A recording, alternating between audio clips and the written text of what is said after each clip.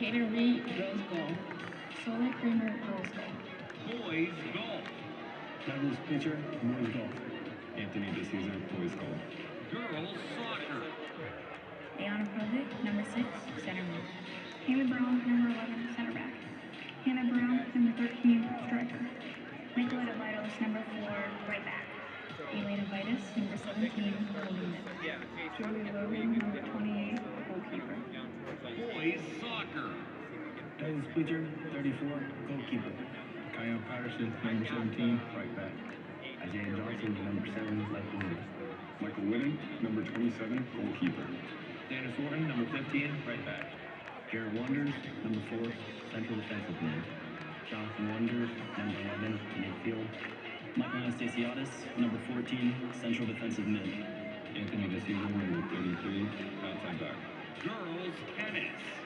Madeline Stanyard, girls tennis.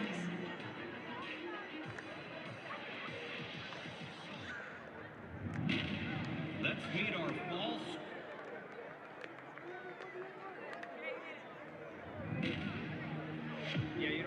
Let's meet our 2025 Raider football coaching staff. Greg Lazari, offensive coordinator.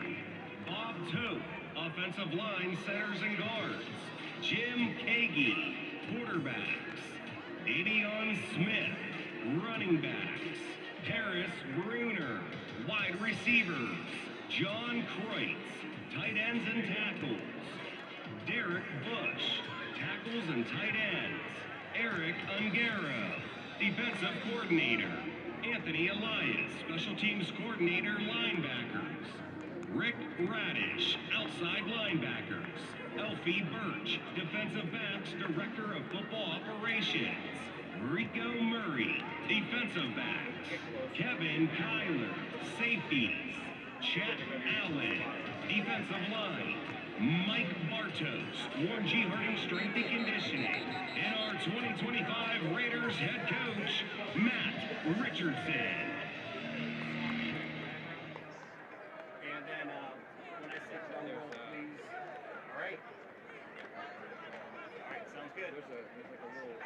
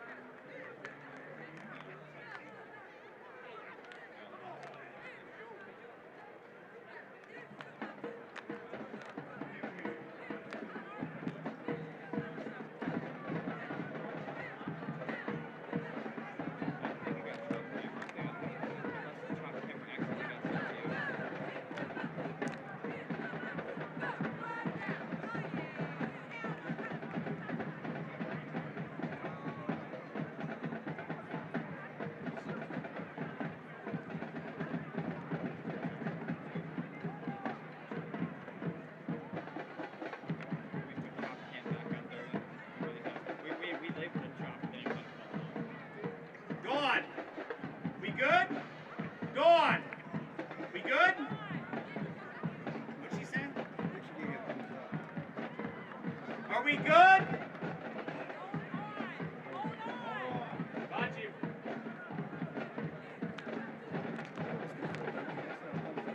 Let's meet our Raider football senior class of 2026. Peter Farrell, number 2, receiver. Tyler Smith, number 3, linebacker and tight end. Bertrand Hill, number 4, middle linebacker, fullback. Mendez Provic, number 5, running back and outside linebacker. Amir Cobb, number 15, offense and defense. Kai Dutcher, number 24, receiver, cornerback. Jonah Wilson, number 25, a receiver and DB. Desavian Woodbury, number 29, wide receiver and DB. Davion Barker, number 34, DN and tight end. Roger Boggs, number 42, DN and fullback. Anthony Simpson, number 56, D-line O-line. Xavier Blackwell, number 64, offensive guard, defensive tackle. Asher Coleman, number 66, center. Understandings, number 78, defensive tackle and right guard. Bryce Coleman, number 86, wide receiver and DB.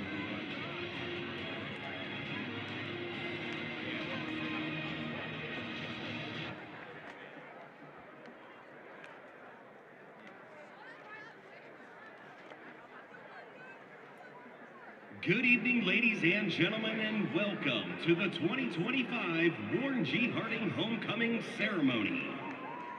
And now, let's meet our 2025 homecoming courts. Starting with the freshman court, representing homecoming element Air, Alyssa Frost.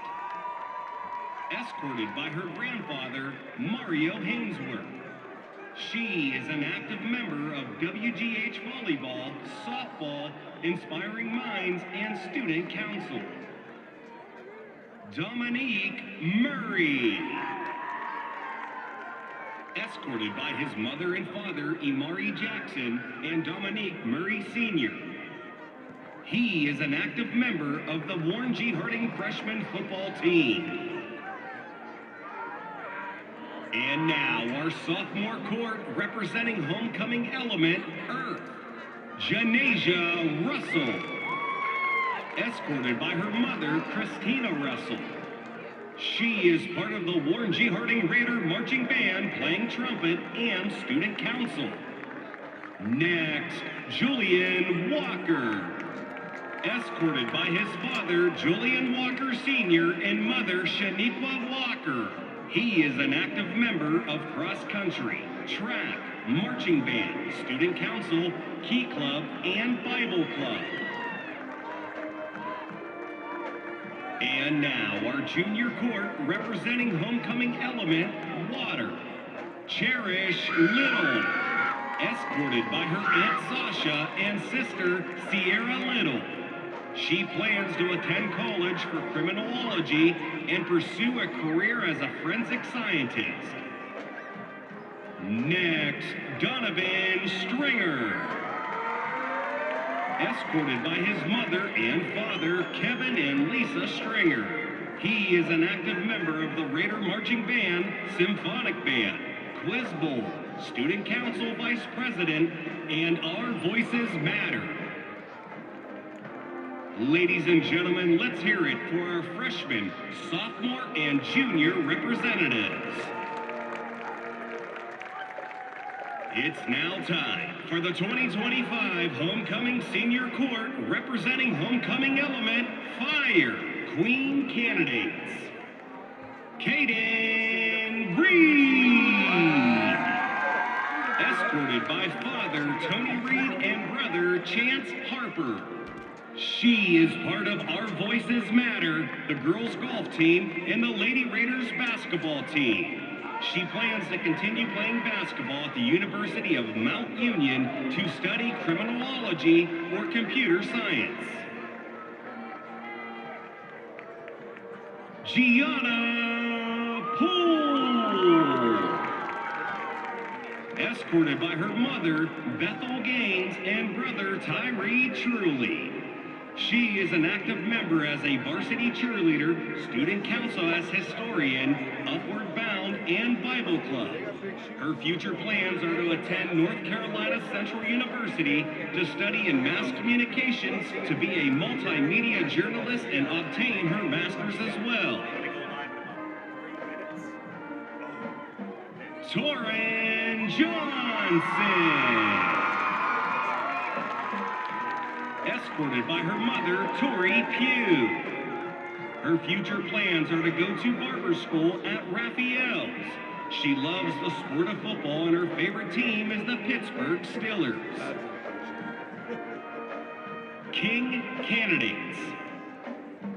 Zayshawn Poole. Escorted by his mother, Noreen Whitlock. He is part of the Warren G. Harding Raider Marching Band as drum major and a Warren G. Harding varsity cheerleader, boys golf team, Upward Bound, student council, and Our Voice Matters. He plans to attend North Carolina Central University to major in sports management. Ladies and gentlemen, let's hear it for your 2025 Warren G. Harding Homecoming representatives.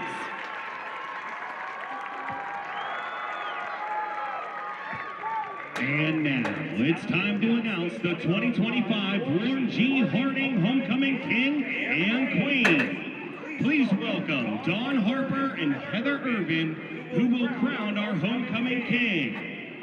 And your 2025 king is, drum roll please,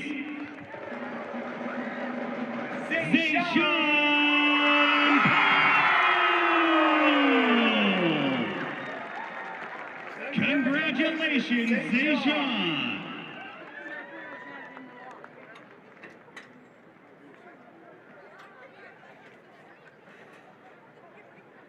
And to present and crown our 2025 homecoming queen, please welcome back 2024 Queen Egypt Reynolds.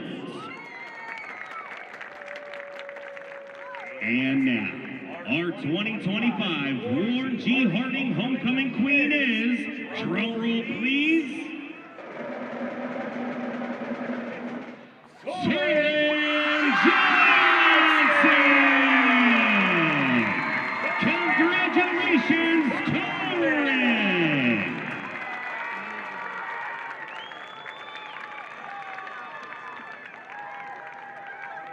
Congratulations, Zayshawn and Soren, and all of the 2025 homecoming court on winning. Let's hear it, Mollenkopf, for everyone down there in our new king and queen.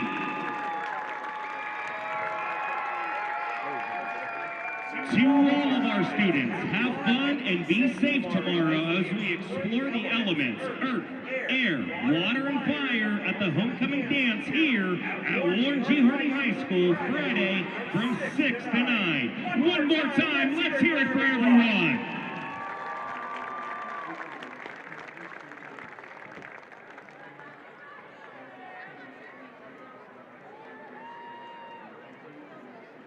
More time, might be time to put those clubs up.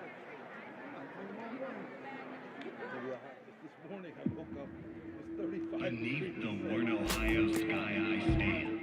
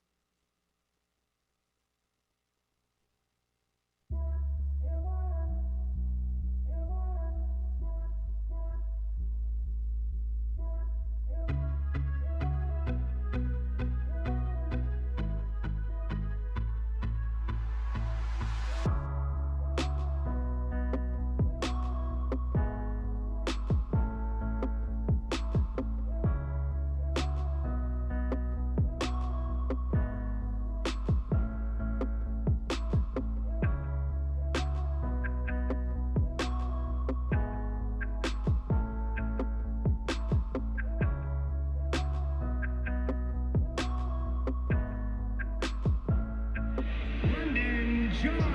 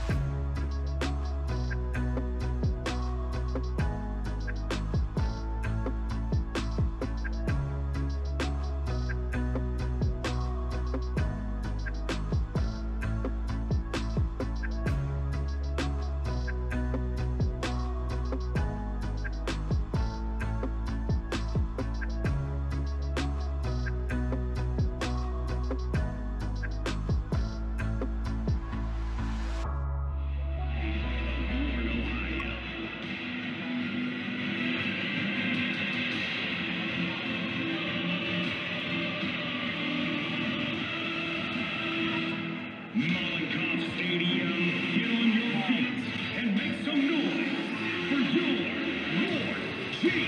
Harding Raider Marching Band.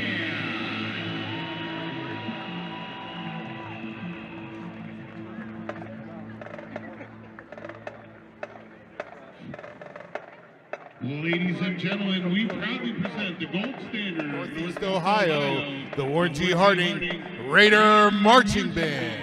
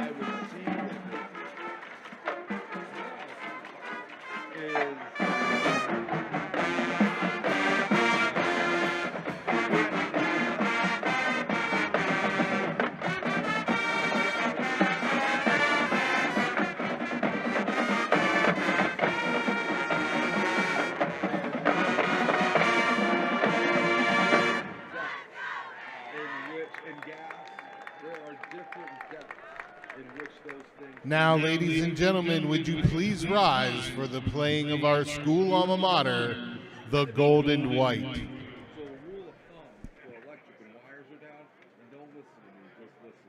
But don't trust this.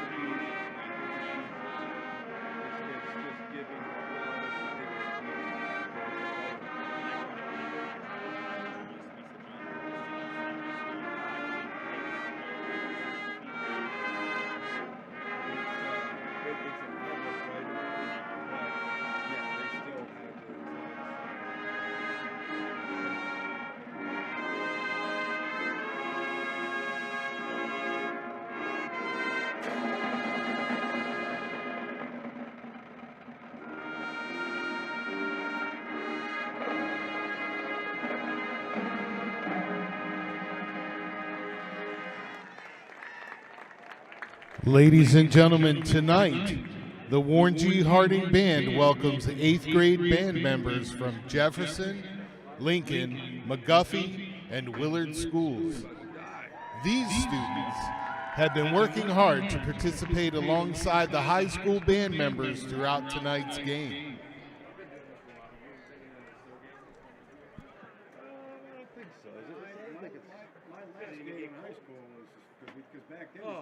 Well, yeah. The last game was in November. No, I played in snow, but I don't think we've ever called it snow.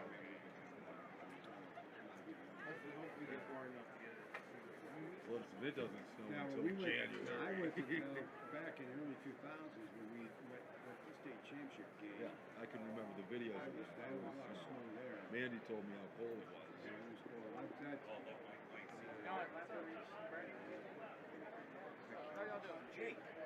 Jake, I need you to start working on my yard a little bit, bud. I scratched it up a little bit. Stadium, as you know, pregame wouldn't be the same without the official song of the state of Ohio. Here is Hang On Sloopy.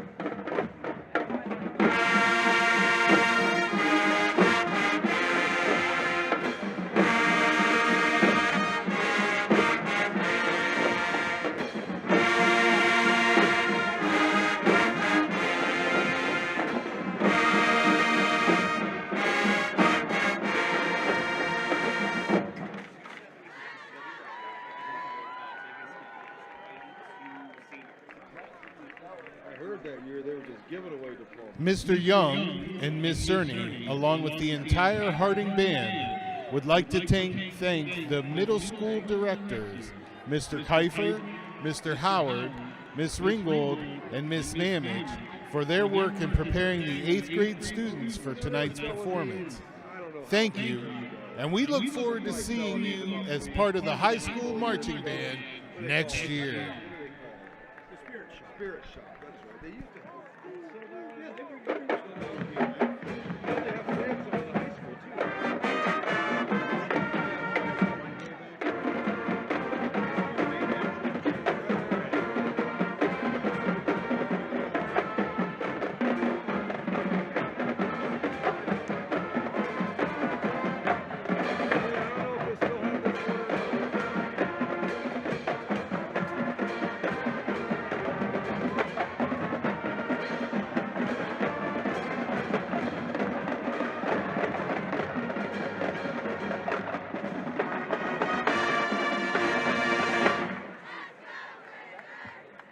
Ladies and gentlemen, Cardinal Mooney Cardinals.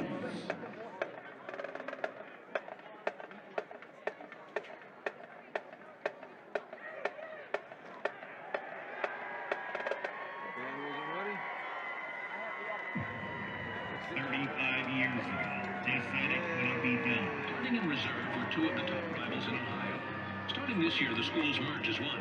Some think it will be difficult to succeed because the players and city find it difficult to unite as one.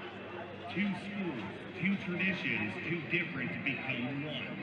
But that 1990 team believed differently.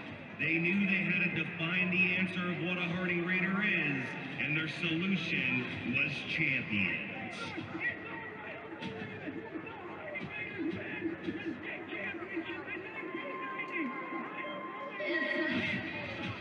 Now, 35 years later, a new generation dawns, the white and Vegas Bulls. We are the Warren G. Harding Raiders, made of 21 playoff appearances, 47 professional players, 1 NFL Hall of Famer, 7 state championships. But tonight, Raiders, it's your time. Your city is here, and your legacy is waiting. This is the historic Mollenkopf Stadium. 35 years after it all began, it's time to write Chapter 36.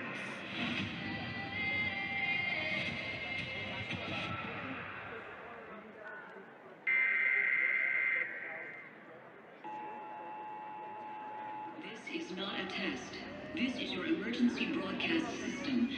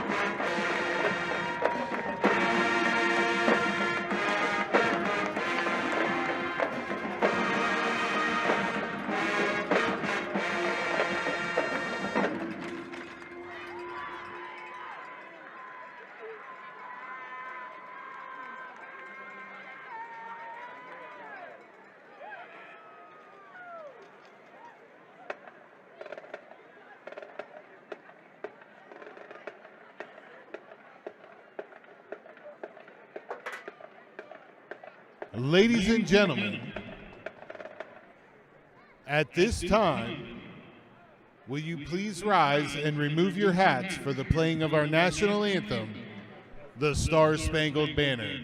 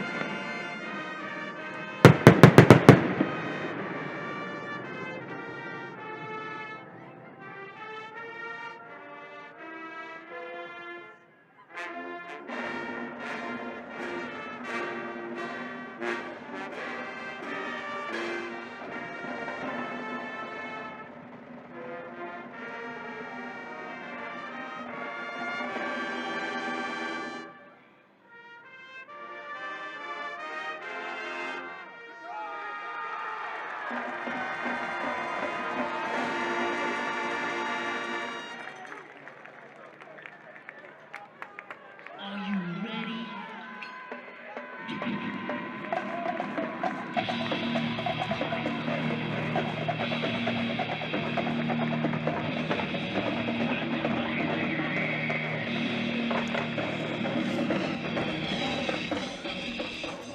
Good evening, Raider Nation. Once again, live from Mollenkopf Stadium.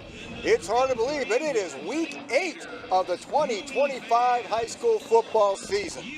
And tonight, the Raiders, homecoming time, playing host to the Youngstown Cardinal Mooney Cardinals, 8-time state champions. This is a program that's been on lean times the last couple years, but it is a resurgent Mooney program at 5-2 as they enter the hallowed halls of Mollenkopf Stadium. Tom Byrne on hand, and with you again, Eddie Colbert. Eddie, once again, a good old-fashioned Steel Valley Smash Mouth contest. You know, absolutely, Tom. No question, some of the best football players in this country come out of the states of Pennsylvania and Ohio. And when you see just these two Valley teams, Mooney and Harding, with the history that goes into this, you know, this is going to be a great one to sit back and enjoy on Friday night lights football. And we finally have football weather. Nice, crisp autumn evening. Mooney set to kick off. Harding will be receiving. They'll be moving from right to left, south to north on your screen tonight.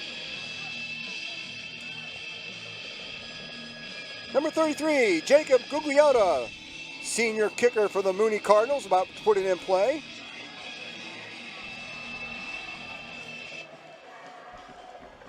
High end-over-end kick, taking it about the 10-yard line. Out to about the 25. And that's where Harding's going to set up shop. 1st and 10 on their first possession of the night at their own 25-yard line. Matt Richardson on the return. Well, we've seen all year, Harding's had some, you know, they've went back and forth, had some injuries at the running back position, had 3 running backs they started out at the beginning of the year. Unfortunately, 2 ended up going down, but it seems like they found some stability, and the sophomore, number 40, Mekhi Brogdon, big games for them, just really been able to take some of that load of the running game. Also with the injury, we see the senior in Man Cobb. Dual threat, able to drop back and pass, and also use his legs and that big body to get upfield and get extra yards. Cobb in a quarterback, and no gain on that play. Amir Cobb trying to keep that one. Nothing doing. It is 2nd down and 10. Harding at their own 26-yard line. Yeah, just want to try to control the line of scrimmage. Use some of that size up there. You know, just establish that run game. You know, just off rip. We've seen a lot of success with Man when he's able to use that play action and get out on the perimeter and test those corners. Mekhi Brogdon checks in. He gets the call, and Mekhi Brogdon is shut down also. So in 2 plays, there's been no give in that Mooney defensive line. He's going to bring up a 3rd down and 10 from the Harding 26. Yeah, let's make no doubt about it. I mean, look, we talk about Harding's size up front, but let's look at that Mooney defensive front. You know, they're no slouch either. They're going to give Harding a run for their money tonight and trying to control that line of scrimmage.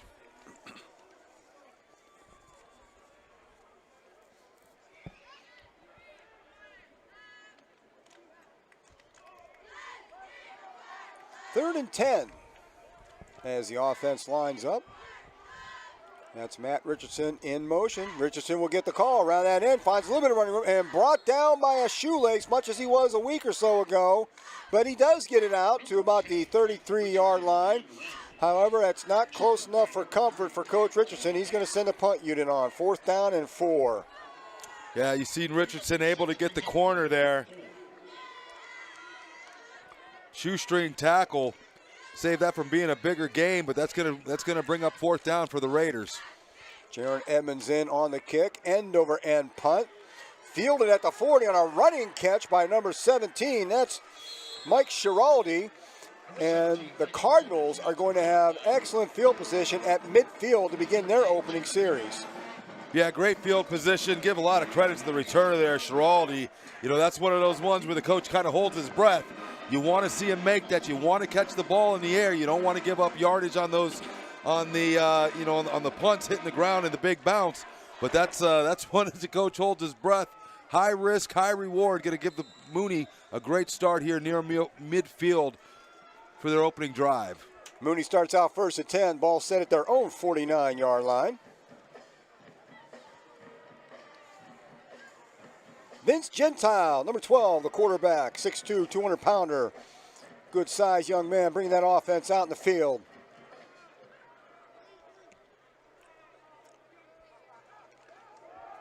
He's going to step back to pass off the play action, looking deep. Looking downfield. Oh. There's going to be a flag on that. He was looking for number 0, Kingston Powell. And Matt Richardson got tangled up with him. He's going to get called for the pass interference.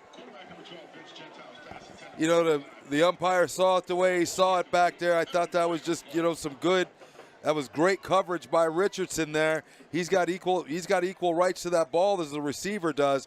The little hand checking back and forth there, but obviously the official saw a little too much by our defender. That's going to be a big 15-yard penalty for the Mooney offense to move them into the Raider territory. 1st and 10. That takes the ball up to the 36-yard line of Harding.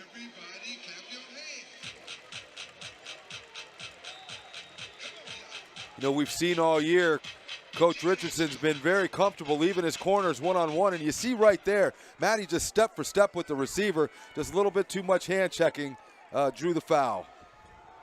Ike Blake is the deep back. He gets a call and gets a couple.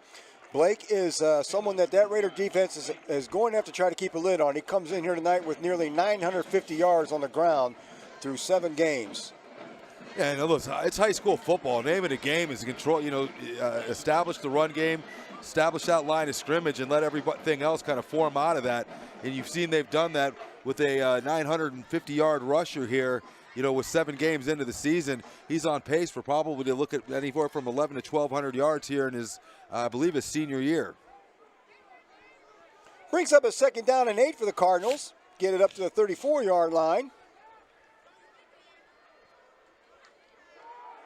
And this time the handoff is to number 4, Brady Desmond, who breaks a tackle, breaks it through that line of scrimmage, and he's going to take it in from 34 yards out. And the Cardinals strike first. Youngstown Mooney goes on top 6-0 on a 34-yard scamper by number 4, Brady Desmond. Listen, a great play design there. Fake the inside handoff, come back with the counter. And, I mean, he just got wide open. If you look downfield, big block there by number 70. That's Darren Simpson Jr. that really sealed the edge for him to be able to get outside. From that point, it was just using his speed to get downfield and get in the end zone for 6.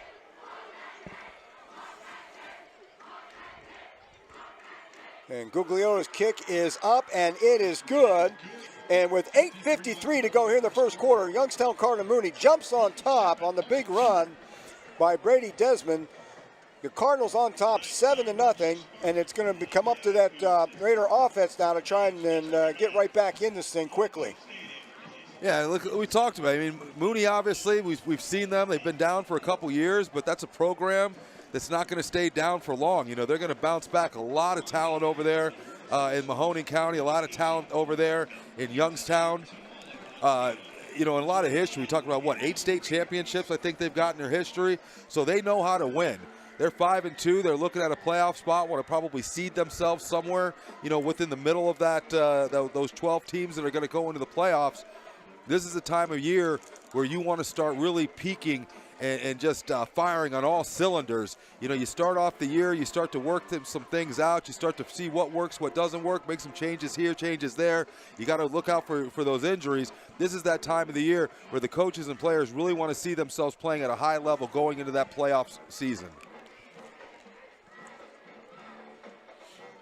Gugliotta set to put the ball back in play.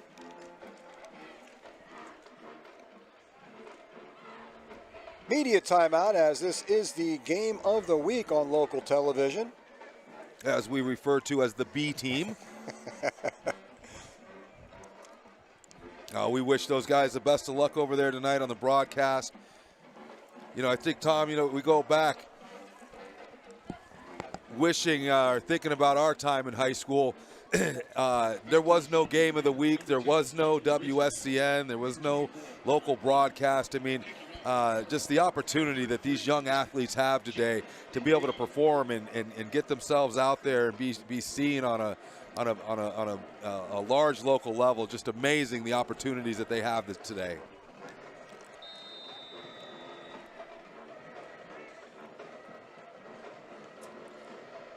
High, deep kick. That's going to be taken at the 5-yard line. Matt Richardson up the sideline. Big return for Harding out to about the 39-yard line, and Harding will get good field position on this possession. Great opportunity there by Matty. Fields that cleanly, and kind of just north and south, just straight up and down. As you see here, kickoff team comes down. He's got an opportunity, fields it with a lot of open field in front of him. Just turned on the jets to get upfield to give Harding pretty decent field position here at their own 39 to start their second drive.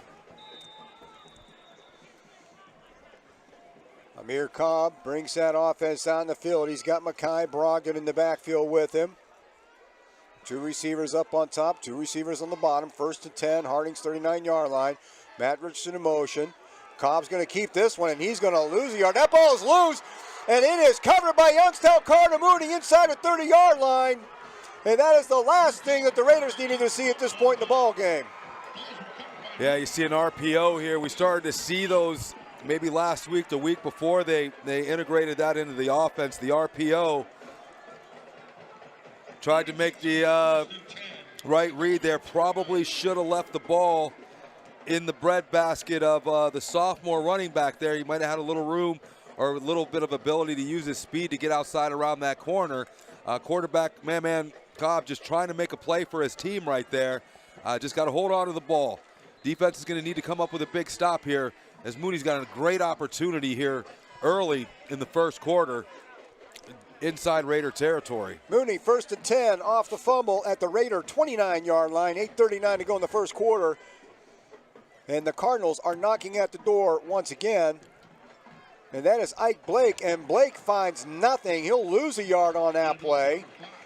Actually looks like they're going to take him back 2 yards to the 32-yard line. Brings up a 2nd down and 12 or 13. Xavion Smith having a decent year, junior. They've moved him around a lot. I've seen him on that defense. I've seen him at the edge as an edge rusher as well as playing the interior line. He's been a force all year. Wherever he goes, try to just move him around, create some one-on-one advantages for him up front. You saw it right there in a loss for 2. And there's a familiar sight, that Mooney stacked eye. Play action fake to Blake, the pass the outside. Looking for Brady Desmond over there on that sideline. That falls incomplete, brings up a 3rd down and 13 for the Cardinals. Yeah, it looked like he checked down pretty quick. Checked down to his safety valve down there. If he would have looked up, looked like that play action drew the attention of the safety. Had his eyes in the backfield. He had a receiver with a couple steps downfield. Wasn't comfortable. Pulled that down to his check down. Wasn't able to come up with that catch. Harding defense in a great position now with 3rd and long.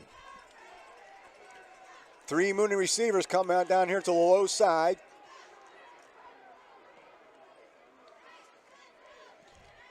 Gentile rolls out to his right.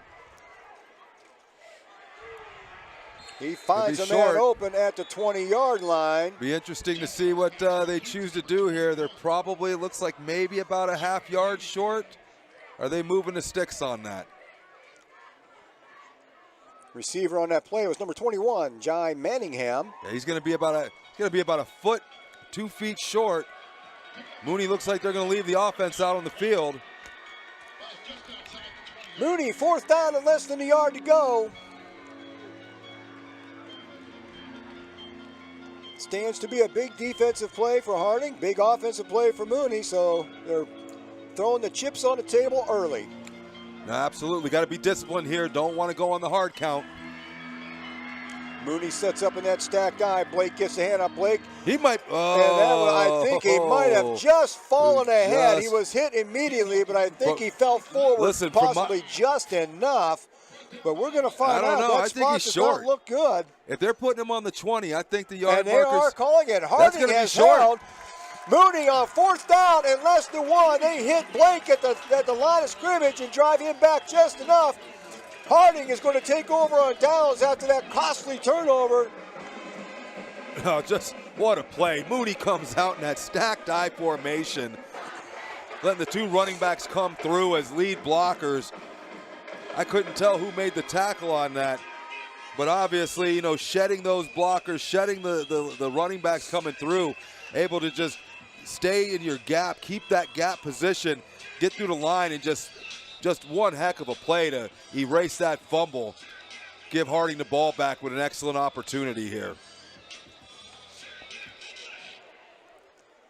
7:43 to play here in the first quarter. Mooney jumped out to a 7-0 lead off a 34-yard run by running back Brady Desmond.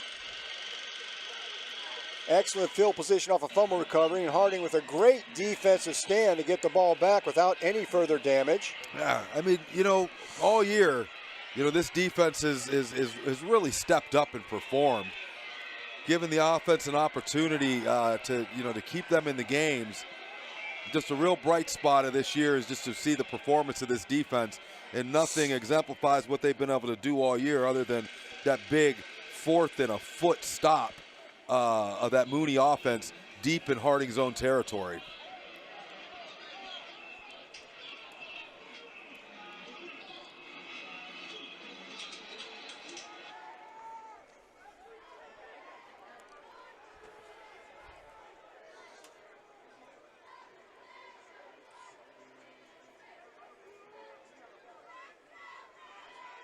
Like they're counting down the TV timeout here.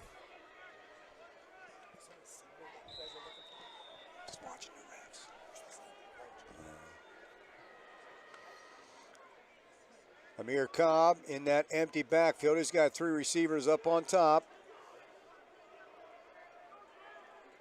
That's Richardson in motion.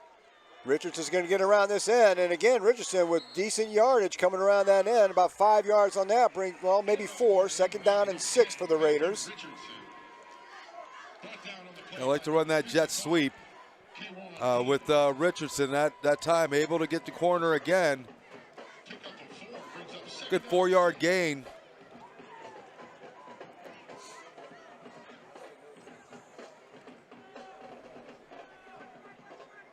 Second down and 6 as Amir Cobb remains all alone in that backfield. Same formation as the last play.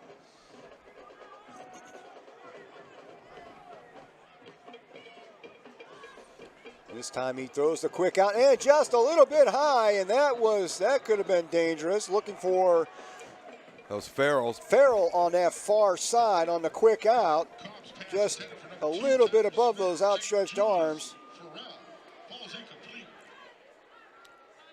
Yeah, you gotta just, settle in. I mean, every game's a big game. Obviously, you playing at home in front of the home fans, but I think there's a little heightened intensity when it comes to homecoming week. 3rd down and 6. 24-yard line of Warren Harding. Richardson in motion again. Richardson's going to get this around the end once more. Gets it out close to a 1st down. He's going to be about a yard short.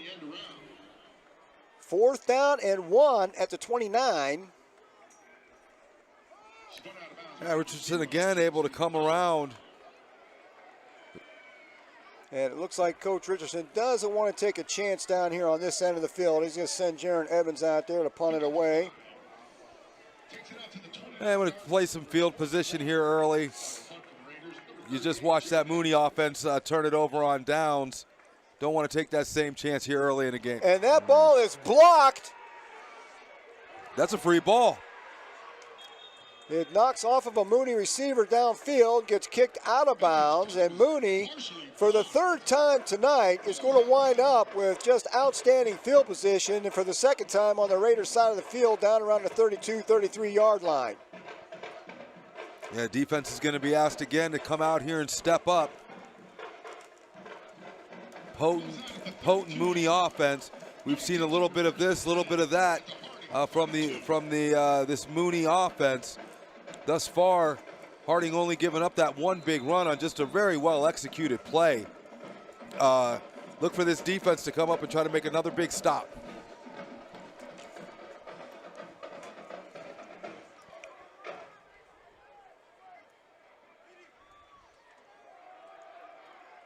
And again, Mooney tries to run that up the middle, and again, it is stopped cold by that Harding defensive line.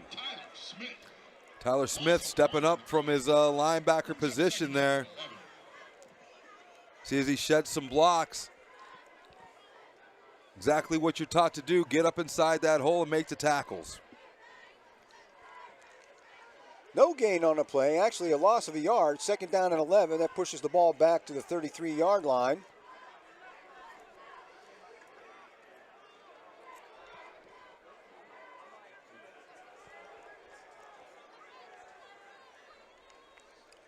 Gentile going to keep that ball is loose.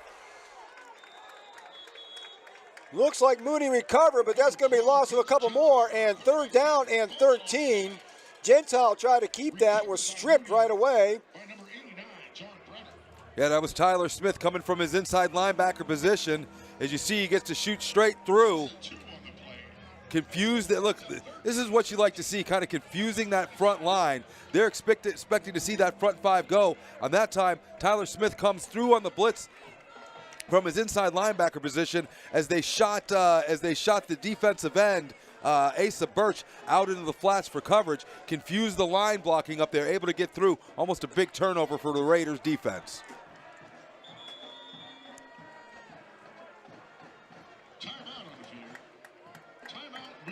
Mooney is going to use a timeout. Harding, other than that one big play, has seemed to solve that offense in the early going. Yeah, you know, it's just giving them different looks. You know, obviously everybody gets films. They take a look and see what you like to do, see what the weaknesses are, and just giving them some different looks there. I really like the idea of turning loose, you know, those linebackers. Getting somebody like Tyler Smith, he's a senior, you know, playing with a lot of heart this year, playing for his brothers, just playing for pride, you know, playing for the name on the front of the jersey, not the name on the back. That's what this is all coming down to in these last 3 games, and you're seeing it through some big performances and some big plays from these players stepping up here on homecoming.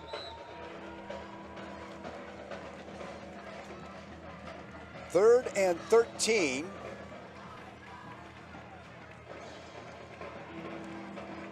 Third and 13. Look to see them send a little pressure, make the quarterback get the ball out of his hands faster than he would like. Gentile drops back. There's a flag on the play, an incomplete pass. That is in an area usually reserved for holding. Yeah, good chance that is going to be a holding penalty. Now, it's going to be an interesting call here because it's an incomplete pass. It's going to bring up 4th down. If they decline it, though, it's going to give Mooney the ball at the 35-yard line. I'm not sure that Mooney would punt from there. They might want to accept this penalty to move them back to the 45-yard line. Declined, 4th down. Nope, they're going to decline it. They're going to give them an opportunity. Nope, they're still going to punt it from the 35. 4th down and 13. High risk, maybe low reward here, punting the ball from the 35-yard line. You put it in the end zone, that's a 15-yard punt. Brady Desmond back to do the punting for Youngstown Cardinal Mooney on this 4th and 13 down play. Mooney trying to pin Harding deep. And that ball is going to take it's going to land like a soft wedge, and Mooney's going to down it inside the 5-yard line. And you know, Tom, they say, you know, that's why coaches are down on the field and I'm up in the booth here. Great call. Worked out perfectly. They couldn't have asked for anything better. The punter just like you said, soft touch there on the punt. Going to pin Harding back deep in their own territory here. But let's not get past the fact that, once again, that defense stepping up again for this Raider team, keeping that Mooney offense out of the end zone.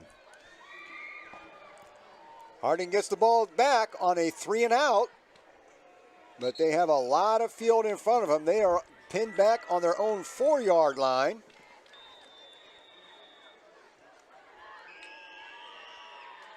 Makai Brogdon coming out into that running back position. He'll line up alongside Amir Cobb, and Harding will put its own form of that stacked I formation into play here.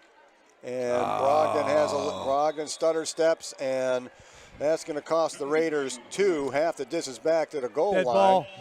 False start on the offense. That's one of those ones where they teach you just, if you're in the backfield, just keep on moving. Just try to move it in motion. See if you can get the referees to ignore it. Just go in motion. But just something right there. I would assume they were really trying to get that defense, you know, to jump off sides with a couple hard counts to try to help see if Mooney would help bail them out of this deep position here. But, hey, at the end, it's a 2-yard penalty. Forget about it, move on to the next play. So Tavian Hill checks in at running back, and now he is in that deep position. And now there's movement on the line. Dead ball, and false start on the offense. Whatever half the elbow distance, room they first down. had, they're eating it up swiftly and surely. Now the ball's going to move back to the 1-yard line. It's going to be first down and 13 from their own 1. Yeah, those, frustrations. That's those pre-snap penalties. Those are the things that are just human error, things that can be avoided. See if they're willing to hand it off, if they're just going to go with Cobb straight up the middle. Again. And Harding moves yet again. That is 3 times in a row that offense has been a little over anxious down there. And now they go back to the half-yard line. Well, at this point, I mean, I don't even know if these are real penalty yards. At this point, I think you're losing a matter of inches. But, this has just got to be a frustrating sequence of events for everyone involved, including the players that are jumping. And this time Cobb takes it up the middle. We finally get a snap off. He gets a couple of yards on that, out to looks like the 2. So just a little bit of breathing room. And finally, we get to a second down snap. Coach, I talk to the kids. I tell them, I don't mind mistakes. I just want you to make them at 100 miles an hour. You don't, as a coach, you don't like to see the mistakes, obviously, but you want to see aggressiveness, right? Everything you do, I want you to do it aggressively. But, I mean, these are the times where you just got to get in there and discipline yourself. Cobb got the ball out to the 3-yard line. That was Mendez Provitt there. Mendez Provitt. We haven't seen his name for a while, but he gets a little bit of room. Yeah, he was a part of that three-headed monster that they had, but big body, strong, low to the ground runner.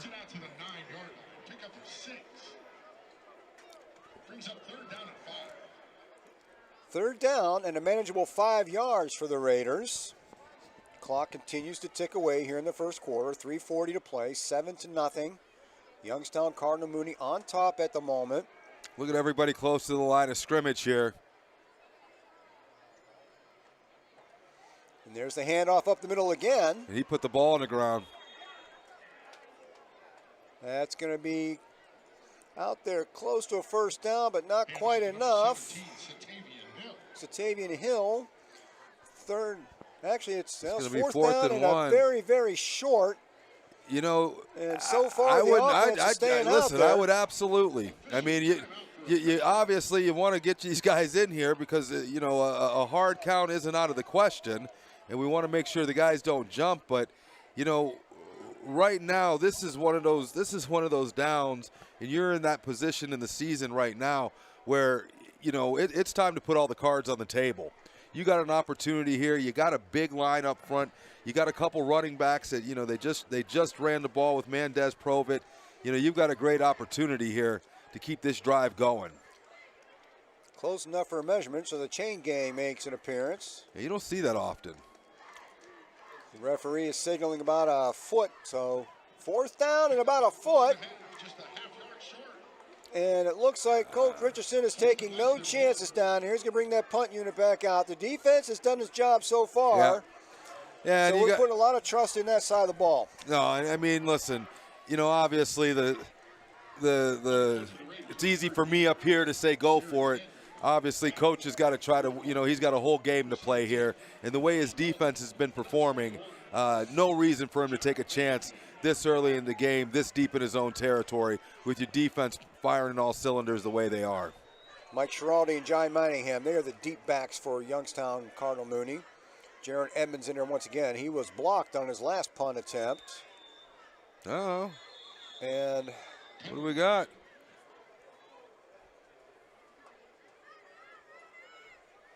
So there is a pre-snap penalty of some sort down there. Not If they quite blew sure the who it's on whistle, yet. if they blew the play dead, you got to assume it's a false start. I don't think they were ready to start yet. I think that's the issue. There wasn't a penalty on the play. Referees just were not ready to start. Now let's got to be careful here. High snap. Edmonds brings it in, gets the punt off. Spiraling punt. Takes a Harding bounce. That's going to go out to about the 45-yard line. And that defense will be called upon once again to keep this game in check for Warren Harding. Yeah, defense is going to be called on again. Mooney's going to have pretty good field position in Harding territory.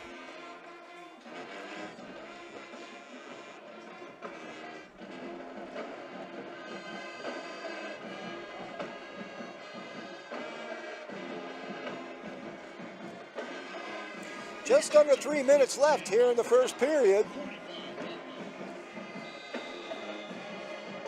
Mooney has yet to have anything close to be considered bad field position. They set up on the Harding 45-yard line.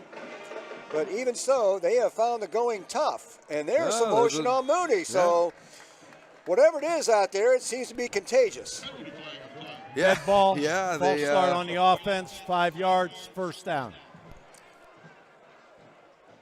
You just want to get a little settled down, settle down here. Still in the first quarter, just feeling each other out. Mooney obviously broke the big run, but this offense knows that they've been, especially this offensive line of Mooney, that they've been getting pretty much dominated by this front five of the Harding defense. 1st and 15. That penalty backs them up to the 50-yard line. That gives us to Ike Blake, and Ike Blake, with all of his yards rushing so far this season, has found nothing through that Harding defensive line so far this game. Look, they found a little secret. They found a secret sauce here. Tyler Smith being able to just play those gaps, get in there. Offensive line hasn't been able to figure out a blocking scheme to keep him from getting penetration into the backfield. He's been doing a great job of slowing down the running backs in the backfield. Loss of a yard on that play. It's 2nd down and 16. Gentile back to pass, looks over the middle, misses Kingston Powell, throws behind him, and it is 3rd down and 16. And that is something familiar for Cardinals all night long, 3rd down and long. Oh, absolutely. Listen, they're sending 5, 6 on every play, confusing the Mooney line up front, being able to get pressure. I've talked about it since Coach Rich came in. He has no problem with leaving his corners out there on an island, so you can blitz all day. These corners have the ability to cover these wide receivers, making that quarterback uncomfortable, throwing the ball before he wants to, and throwing aired passes like that, bringing up these 3rd and long. Mooney sends 3 receivers up to the top of your screen. Gentile back to pass, looking not on the same page at all with his receiver, number 89, John Brenner, the big tight end. That brings up a 4th and 16, and once again, we will see the Mooney punt unit. Last time they pinned Harding back. Harding's going to be looking for a little better field position this time. Another great call by the defense, just giving them a totally different look, only rushing 3. Putting the 7 back in coverage, gave the quarterback a lot of time, but he just saw a lot of gold jerseys out there, not a lot of places to go with the ball. Low line drive kick. That is fielded at the 20. Matt Richardson brings it to this near sideline, gets around the corner. Richardson all the way out to about the 40. Big hit, and no flag on that play. There's a flag, but I don't know if it's for the hit or what's going on afterwards, but if that wasn't out of bounds, that was awful darn close to it. Richardson on a big return and gets hammered on the sideline. I think you've got a couple. I think you've got the late hit out of bounds, and I think you've got a helmet to helmet.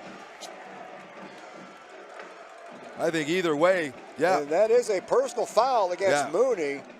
So that big return, and they're going to tack 15 more on it, and finally Harding is going to wind up on the Mooney side of the field. Oh, great run, great vision to get upfield there. I said he was on the line. He was on the line there. I can't tell because of the players. Couldn't tell if that was out of bounds or it was on the line, but that was absolutely a helmet-to-helmet hit.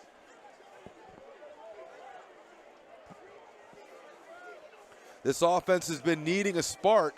We'll see if this run and that little bit of extracurricular activity after the play. Personal foul, late hit on the under So now kicking Harding team. lines First up down. at the Mooney 38-yard line. Haven't taken any real shots downfield. Let's see if they try to stretch this a little bit, get those safeties moved back. And that run up the middle, there was nothing there. Mooney shut that down early. That was Mekhi Brogdon trying his luck. Picked up a yard, 2nd down and 9 coming up. It came up, met that linebacker right in the hole. Really would like, as he's a sophomore running back, get him some of that experience this year. We'd really like to see him as he's coming through that hole, get that shoulder pad level, just get the pad level down, explode into that hit. No different than how the linebacker uses those hips to explode through the tackle. You want to explode through the hit as a running back into the tackler. 2nd down and 8, had a gain of 2 on that play. Cobb's going to keep this one himself. Cobb's going to bring it loose. Cobb inside the 20. And here Cobb all the way up to the 15-yard line. 1st down, Harding. That's that second option that Cobb brings to the table, that ability to not only throw the ball, but the ability to get upfield. Little less dancing. Cobb's got about 200-some pounds on him. You see that he tried to get a little wiggly at the end there. I'd rather see him just lower that shoulder and just put a big hit on that safety and make him make a business decision the next time he has the opportunity. Harding now with a tremendous opportunity to climb back in and tie this ball game. 1st and 10 at the Mooney 15-yard line. They're taking the time here, getting up to the line of scrimmage. Found some momentum here in the running game. Cobb steps back to pass, throws it down that corner, looking for Matty Richardson, overthrows him, ball well out of bounds. 2nd down and 10, upcoming from the 15-yard line. Yeah, you got that safety over the top, that over-under coverage. That's a tough pass to try to fit in there in the middle. Short field like this, you just got just very little room to be able to get that over-under pass in there. Probably threw it in the best position there so nobody could catch it out of bounds. Want to look more in that middle of the field when you see that too deep safety look. The middle of the field is going to be a lot more friendlier to you than the perimeters are.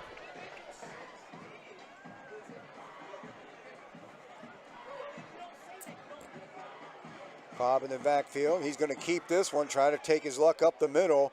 He might have gotten a yard or 2 on that. Looks like he might have pounded up to the 13, but that's going to bring up a 3rd down and 8 for the Raiders.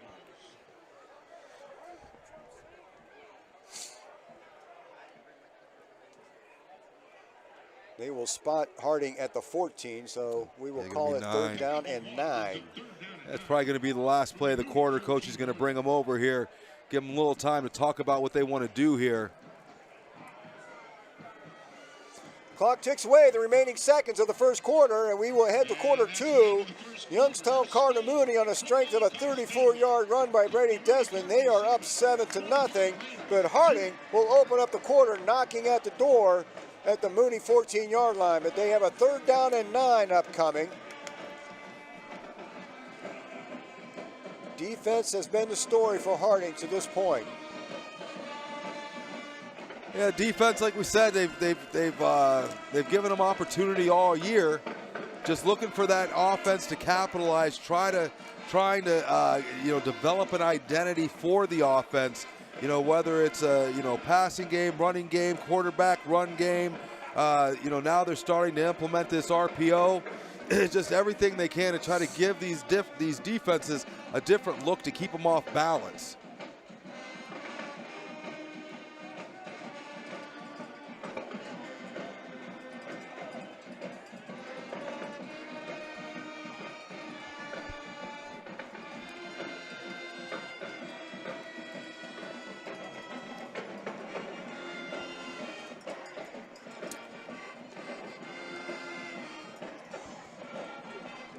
Once again, it is homecoming at Mollenkopf Stadium.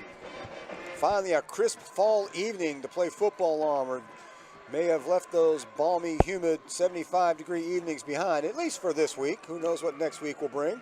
Yeah, I think we had a full summer of, we started out with torrential rain.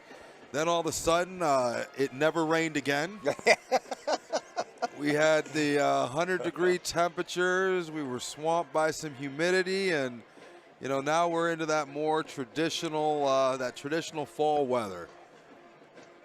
You know, you can travel around and, you know, you can see a lot of things, but there's not a lot more prettier than Northeast Ohio, you know, in this time of the year where the leaves. Second week of October. It is yep. a nice time to go for a drive. Nice time to go for a drive, but a horrible time to do laundry because you start out with sweatshirt and sweatpants, and at some point you want to have shorts on, and then by that night you want to put the sweatshirt back on again. Satavian Hill sets up behind Amir Cobb on this 3rd and 9 upcoming play. Hill's going to get the call. There's a flag on the play. Hill is knocked backwards. I would assume any penalty on Harding at this point is probably going to be declined because loss on that play. Yeah, they're going to want to. That's on Harding. Legal shift. Legal shift on the offense. Assume they're going to decline that, as you said. We'll see if Harding brings out the reliable Jaron Edmonds to try to put some points on the board. Illegal motion offense. Yeah, they decline. If they decline, that's going to be 4th down. You're going to be 4th and. Gosh, what are we looking at? About a 4th and no, it looks Harding looks like they're keeping the offense on the field. It's a 4th and 13 play. They are, yeah. Listen, they're going to go for it. 4th and 14. That looks like Mekhi Brogdon has set up behind Amir Cobb. He's got 2 receivers. He's going to have one-on-one to the far side, the high side. Cobb turns it around. Sends it over to Brogdon. Brogdon gets it down to inside the 15. Not enough for a 1st down, but the bright side is that Mooney is pinned back a little bit. That may have been Coach Richardson's thinking right there. We can't score. Let's keep him pinned back here. Yeah, you know, I mean, I'm sure that's a play that they've been working on. Little play action. Quarterback reversed out. I think if Brogdon could have caught that cleanly, might have had an opportunity to do a little more. He wasn't able to catch that ball cleanly, allowed the defense to be able to get back in position. But just unfortunately for the offense, not able to capitalize on what the defense has been doing to this Mooney offense. But like you said, going to put this Mooney offense pinned back in their worst field position of the game, deeper into the Harding territory. Mooney territory. Gentile in the backfield. That's Ike Blake set up to his left. And Gentile's going to get the screen out to Blake. And Blake is going to be knocked down deep in the backfield for a loss. And so far, the defense has had the answer. That was Kai Blucher over there.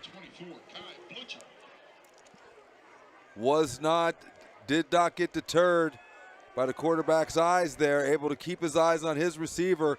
You had two defenders over there able to get past their blocks.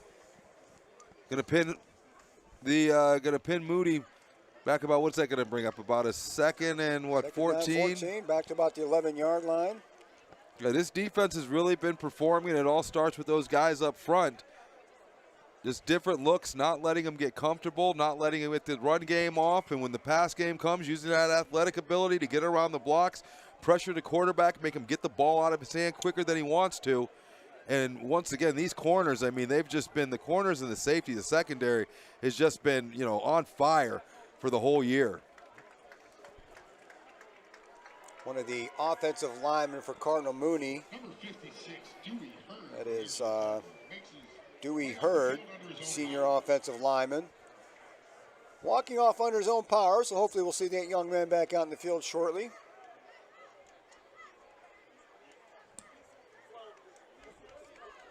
Second down and about 14 upcoming. That ball went back to the 12-yard line. And you get a sense of why Coach Richardson decided to go for it there. If we don't make it, the defense has had their number except for one play tonight. Yeah, it's, you know, gives you a lot more leeway. You know, when you can lean on that defense and put a lot of faith in them, you know, that they're going to be able to, it's like money. It erases a lot of mistakes. And having a defense you can rely on gives the coach a lot more leeway of the chances that they're willing to take on the other side of the ball.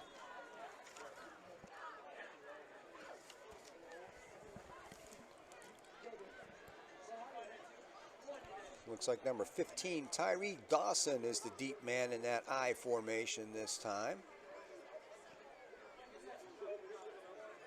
Yeah, when you're pinned back like this, you know, there's no reason to panic. Gentile under center. Just want to get enough yards to make that third down reasonable. And they ran that same touchdown play there. This was the play that they broke off. Brady Desmond picks up a few, but that's going to bring up a third down and long, 3rd and 9. And Brady Desmond saw some opening, but I love the way you see that. Watch the black helmets. Watch how quickly they make up that space.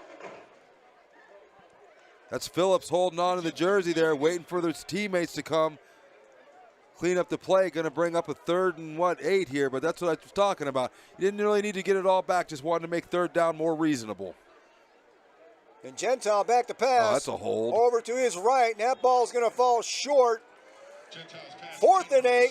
Yeah. And Mooney will once again have to bring that punting unit out. 3 and out for this defense one more time. Yeah, I think again you saw maybe a cross up between the quarterback and his receiver out there. But once again, Tom, the defense stands up for this Raider team. Richardson sits back on his 50-yard line awaiting the punt from Brady Desmond. They should have an opportunity at good field position. Bad snap. Line drive kick. Richardson's going to field that about his 46. He's going to get hit immediately. They're going to take him, they're going to mark him down about the spot that he caught the ball. So Harding, still good field position. They'll start on their own 46 this time around. Yeah, Mike McGlone got down there, a great open field tackler against one of our more dynamic open field runners, but still going to give this Harding offense great opportunity around about the 46-yard line of the Mooney Cardinals.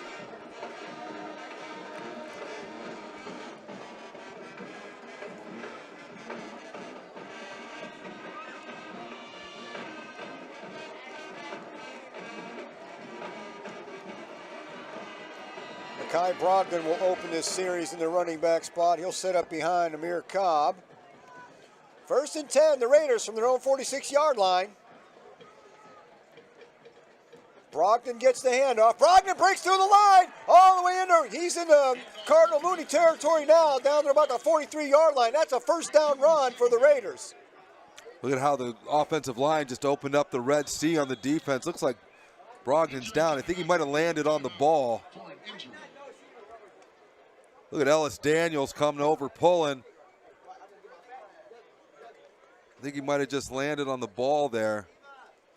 Brogdon falls a little bit awkwardly, and the coaches are tending to him. Opening minutes in the second quarter, 10 minutes to play until the half. Mooney jumped out to a 7-0 lead on a 34-yard Brady Desmond off-tackle run in the first quarter. Since then, the Harding defense has shut that Cardinal Mooney offense down, and, well, vice versa. The Raiders have not been able to punch it in either. Yeah, you know, defensive battle all game here. You know, a lot of pride on the line here. You know, these guys, they see each other at the mall, see each other, you know, social media, obviously, basketball coming up. You got a lot of dual sport athletes out here. You know, at the end of the day, they just, you know, it's bragging rights. It's able to, you know, put that Letterman's jacket on, walk through the mall, and kind of, you know, look over at the other side and see someone for the other team and remind them what you did to them last week. Brogdon is up, jogging off. Good to see. I think maybe he just got the wind knocked out of him. It looked like he might have had that ball high and tight the way you're supposed to run it, but it looks like he might have came down on that ball when he got tackled. Hopefully just got the wind knocked out of him. We'll see him returning soon. I can't, it's been a long time, but I can't remember too many things worse than have that wind knocked out of you. You don't think you're ever going to be able to breathe again. No, it's a scary moment. Yes, it is. It is absolutely. Oh, my goodness. Good to see Mekhi Brogdon up and jogging out the field. I'm sure looks like we'll see him again soon. 1st and 10 off of that 11, 12-yard run up the middle.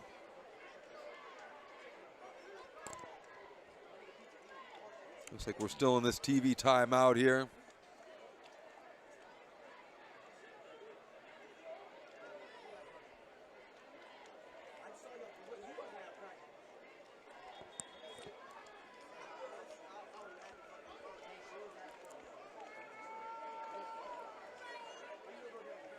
Satavian Hill will step in at running back. Amir Cobb is going to set up under center on this first down play. They're 1st and 10 at the Mooney 43-yard line. Jeremiah Crenshaw in the backfield as well. Cobb with a handoff to Hill. Hill keeps the feet moving, gets good yardage off that first down play, down to about the 38-yard line. That's going to bring up a 2nd down and 4. Just want to keep on moving that ball north and south. You got somebody like Savy. We've seen what he's been able to do when he gets in the open field. If he can break that second level of linebackers and give himself a one-on-one with a safety or corner, he's going to go to the house every time.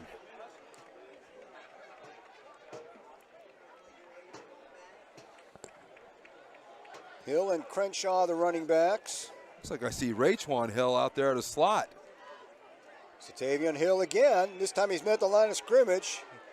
Able to pick up a couple, though, down to the 35-yard line. Brings up a 3rd down and about 2.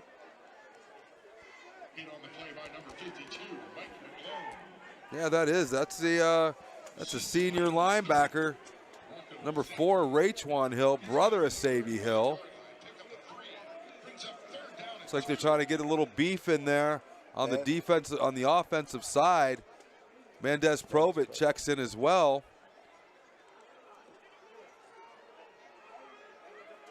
Looks like he's going to have Mendez and Raychwan in front of him in this power I.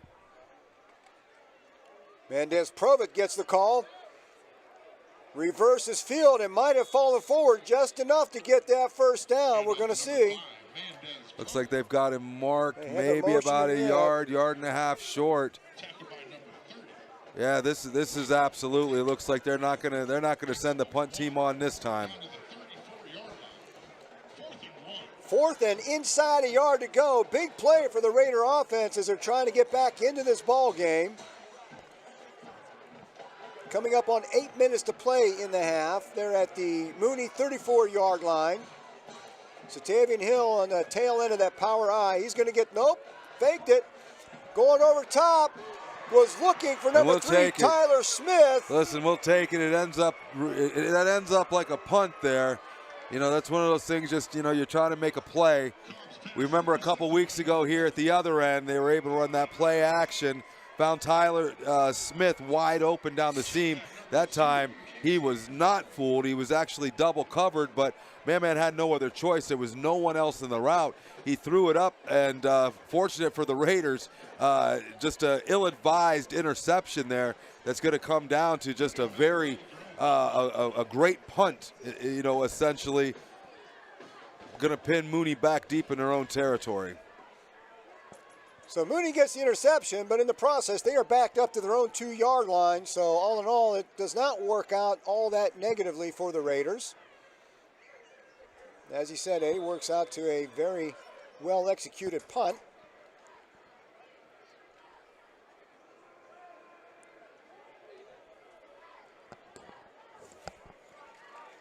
And now Ike Blake is at the tail end of Mooney's power I, stacked I formation.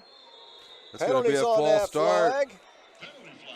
That's going to, looks like it's something about inside something the about 5 that end zone. down there at the Wellness Center end. False start on the offense, number 20.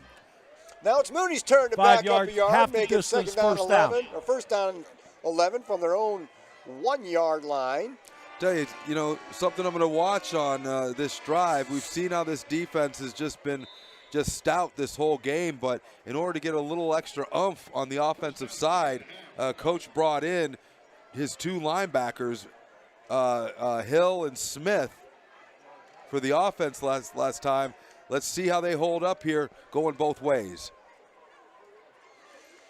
And that's Blake up the middle, and Blake continues to struggle to find any kind of opening at all. He might have fallen ahead for 1 yard on that. Let's make it 2nd down and 10 at the 2.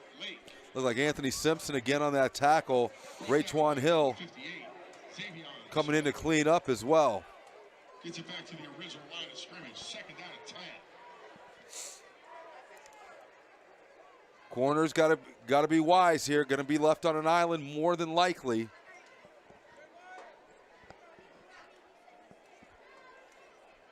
Mooney likes to run that power I, old school football, down deep in their own end, just trying to power their way out of it. but don't be surprised if you see some type of play action and them taking an opportunity to take a deep shot. Blake and Desmond sit up behind Gentile. Gentile back to his end zone. Finds a receiver who's hit immediately. That's a first down out around the 15-yard line. Looks like he found number 0, Kingston Powell. Looked like there was a little play action there. Linebackers had to respect that. Corners playing off, giving them a lot of room. Short little dig route right there, just came back. Easy pitch and catch to move the sticks for the Mooney Cardinals. Mooney gets the ball out to the 16-yard line where it's first down and 10.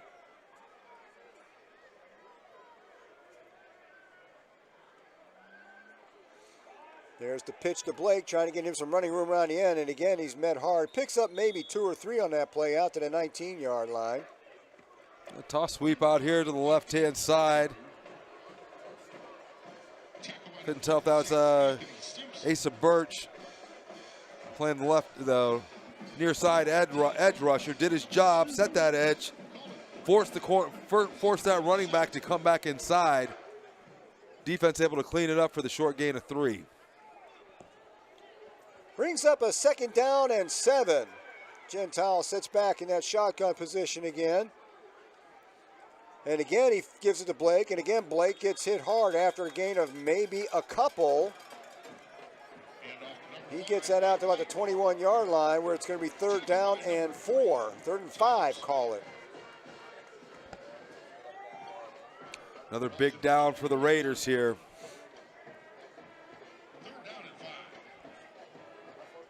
5:30 to go in the half. Cardinal Mooney sitting on that 7-0 lead, trying to do what they can to increase it. They do get the ball to start the second half, so that makes this an even bigger stop for the Raider defense if they can hold on right here. Raiders with a 4-man front. They're going to bring 5. Gentile rolls out. He's being chased down. That pass is a catch a couple yards short on the far sideline, out around the 24-yard line. It's going to bring up a 4th down or a 3rd down, it looks like. It's like Mooney 4th down and about 2. Mooney going to bring him out? Yeah. And it looks like they're going to bring the punt team out. Yeah. So the Raiders have held once again. You know, it's almost like a game of chess here. You know, the team is itching to just go for it on these 4th and shorts, but the way both defenses have been playing, no reason to make a mistake and turn the ball over deep in your territory. Low snap. Desmond with a very low point. Richardson's going to stay away from that one. It's going to roll inside the 40-yard line. Harding's going to take over at their own 39. They've got 4:19 and a full complement of timeouts left going into the half, so plenty of time for that Raider offense. They just have to figure out the Mooney defense a little bit more. Yeah, you know, they're still trying to find some identity here on the offensive side. They've had a little bit of success running those jet sweeps to the outside, a little bit of success running up the middle with the running back. We've seen some opportunities for Cobb to drop back and get upfield as well. Just haven't really been able to establish a passing game. We've seen some screen plays. We've seen them take that shot in the end zone. It looks like, let's see if the Cardinal comes out in that cover 2 defense. Really like to see him run some stuff underneath, just some easy pitch and catches. Cobb's going to keep this one himself, trying to get around that right tackle. Cobb breaks a tackle, and Amir Cobb down the near sideline, all the way down to the Mooney 30-yard line. 1st and 10, Harding. Again, talked about his ability to tuck that ball and get upfield. That's a QB draw the whole way. Able to get to the outside. A little juke back to the inside to fall forward for that additional 4 yards. 2 biggest plays of the game for Harding coming out of the legs of their quarterback, man Amir Cobb. Farrell on top. Richardson and Blucher. That's Richardson in motion. Richardson's going to get the jet sweep. Try to get around that outside. He gets tripped up in the backfield. He'll lose a yard or 2 on that play. Brady Desmond getting in there to make that shoestring tackle, trip up Matt Richardson in the backfield. Yeah, a little inside, outside, inside, outside. Trying to keep the defense on their feet. 2nd down and 12 as that tackle for a loss backs the Raiders up to the 32-yard line. Start watching these safeties, watching these linebackers as they slowly start to creep up, anticipating those runs. Satavian Hill. He's going to get the call, try to get around that right end. Satavian Hill with some running room inside the 20. Satavian Hill all the way down to about the 17-yard line. Great vision by the running back there. Gets him up for a 1st down. The young man, you see, takes that sweep to the outside. He's fast as lightning, but he was able to gauge his speed there to allow those blocks to set up in front of him. As you see here, he takes that sweep outside, kind of gauging his speed, letting those blocks set up, cut back to the inside. Great vision to see that to get upfield for the 1st down. 1st and 10, Harding at the Mooney 17-yard line. Hill's going to get the call again. Trying to break it outside. He'll get maybe 3 yards before they push him back. Looks like they're going to mark him at the 14-yard line. 2nd down and 7 upcoming for the Raiders. Under 2.5 to play. The Raiders have all their timeouts. Look, you can see why they like to put the ball in his hands. I mean, even something like that, I think it was a 2-3 yard gain. But you can see he's got that twitch. And you can tell that he is literally, you make one half step the wrong way. That's all he needs to be able to beat you. Mekhi Brogdon back in the ball game in the tailback spot. Brogdon's going to get the call. Brogdon up the middle, drags the defender down to about the 11-yard line. Number 40, Mekhi Brogdon, the ball carrier. Good to see Brogdon back in the game here. Tackled on the play by number 30, Rocco Zabel. See, once again, bringing in that extra blocker, Raytwan Hill. Down to the 11. Pick up a 4. 3rd down and 4.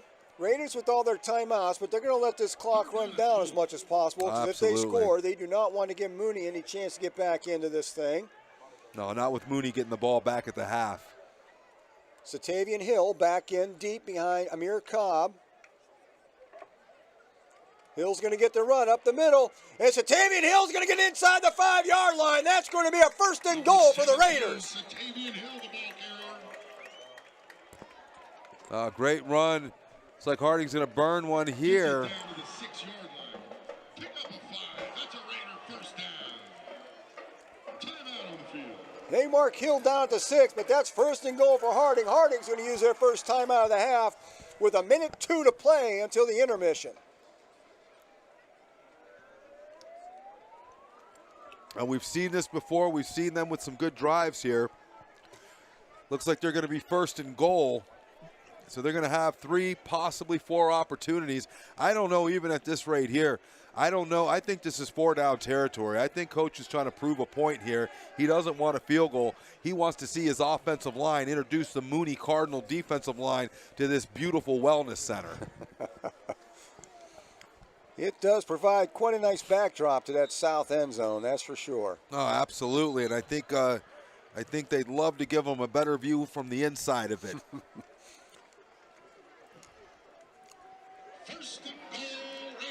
1st and goal. Amir Cobb bringing that offense back out in the field. He's got Satavian Hill behind him deep. Mandez Provit and Raytwan Hill. A couple big bodies up there blocking for him.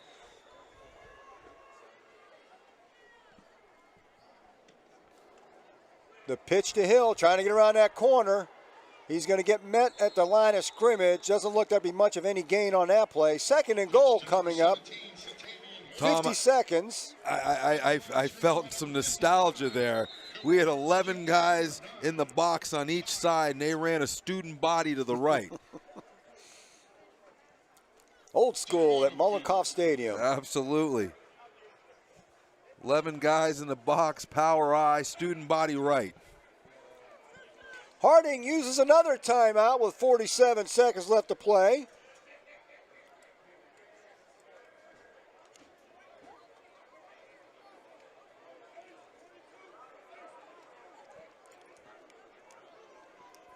2nd and goal from the 5 when the teams come back out on the field after this timeout. Yeah, this right here, I think, is your this is the play. If you're going to pull something different, I think it's on this 2nd down play right here. Maybe a play action on a bootleg, try to hit a tight end or one of those slot routes on a crossing route to see if that linebacker or the safety can keep their eyes out of the backfield. This is the play right here where I think you're going to run, that play that you're most comfortable with, the one that the offense seems to have the best opportunity to be able to execute. I think it comes right here.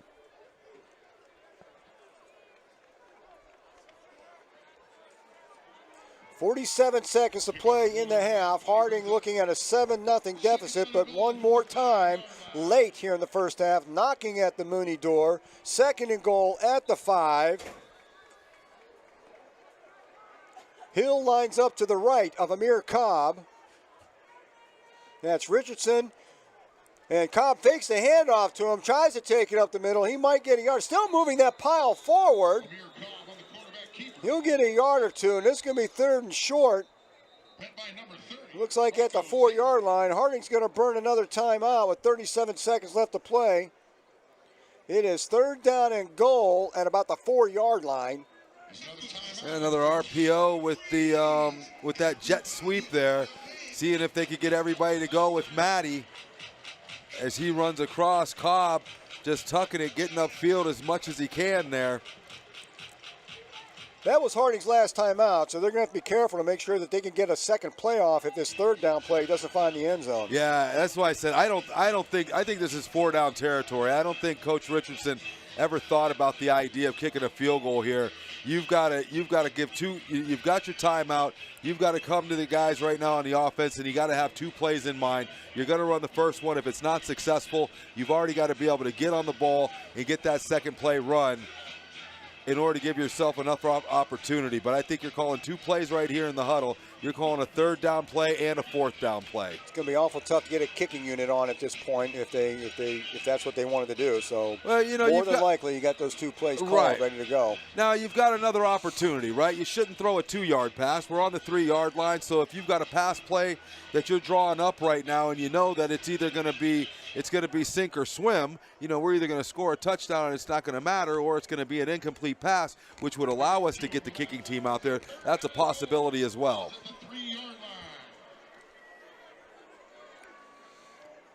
Mendez Provit is the deep back in the power I this time.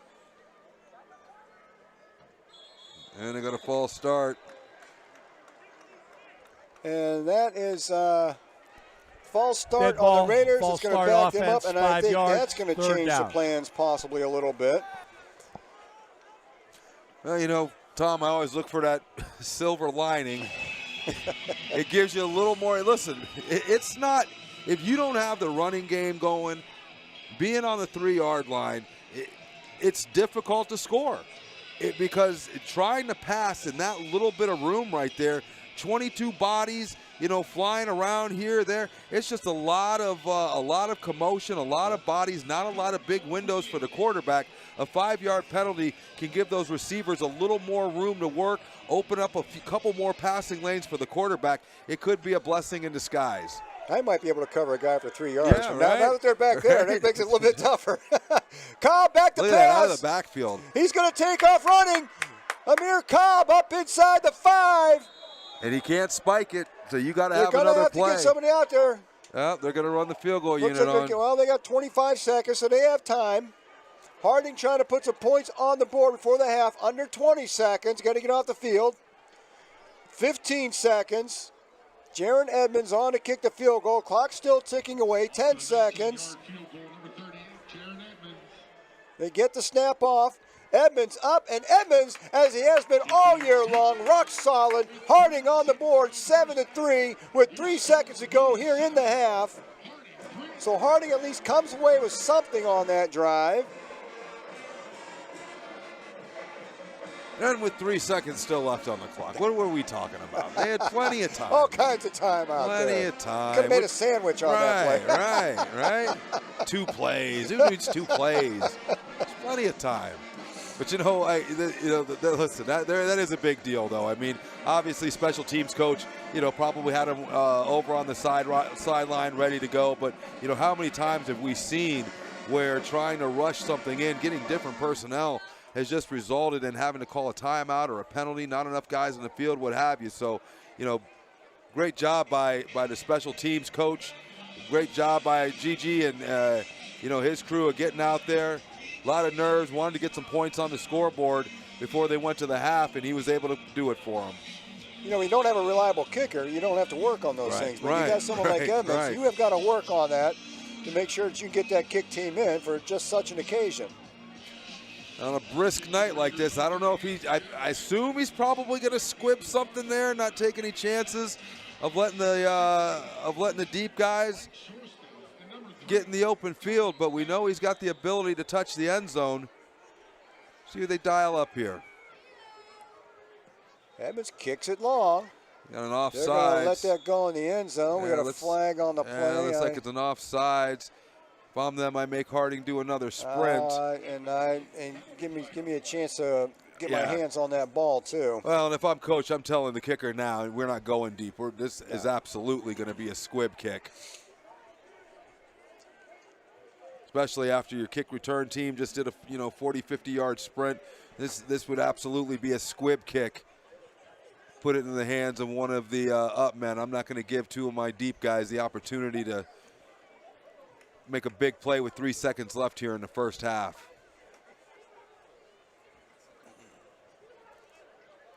So we're going to do it again from the 35-yard line. We'll see how the Raiders choose to handle this second kickoff attempt. And it's a little pooch kick. Fielded at about the 14-yard line. Still on his feet. That was number 15, Tyree Dawson.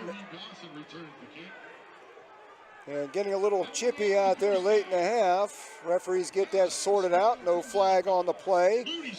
That's going to run the clock down. We're at halftime, and it's Cardinal Mooney 7, Warren Harding 3. We've got the Mooney Band on tap and then the Raider Marching Band. So sit back, enjoy the halftime show. Eddie and I'll be back shortly with the second half.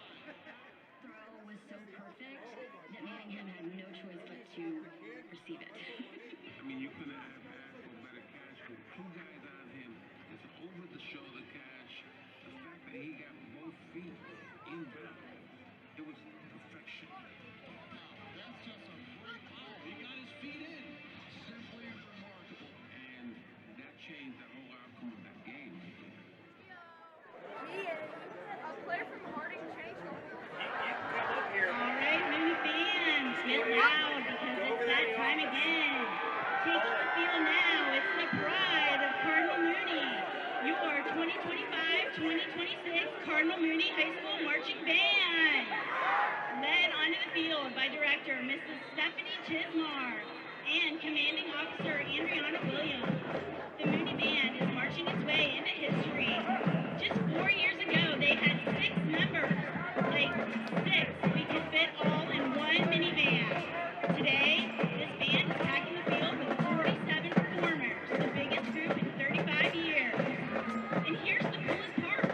Over 20 of these students are playing in a band for the very first time this season. That's right, brand new to music and already marching under Thursday Night Lights. You want to talk about bravery? That's it right there.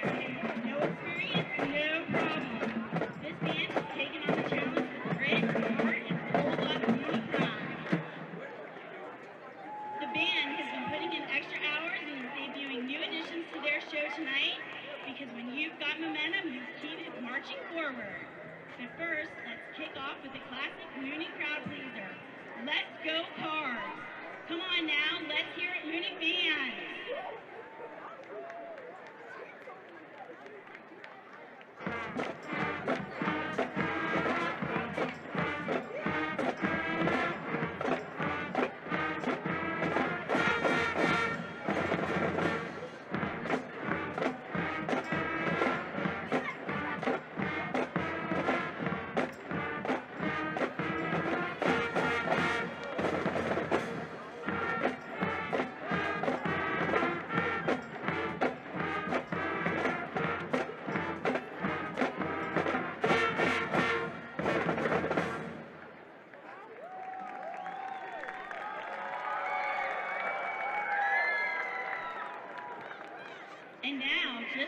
football team. This next tune is straight fire. So feel free to get out of your seat, dance in place, or at least nod your head a little while the Mooney Pride brings the energy with dynamite.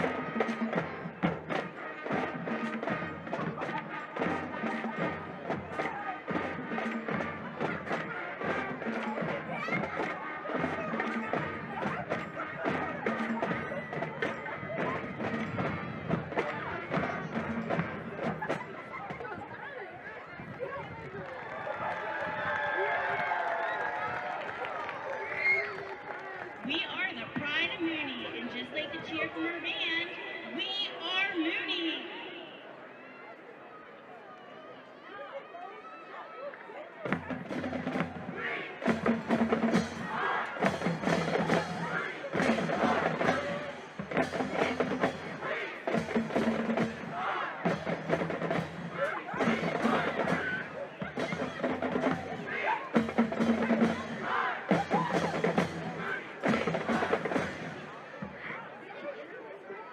While we're at it, we're going to feature our percussion section while they play one of their favorite cadences, The Cow Jumped Over Mooney.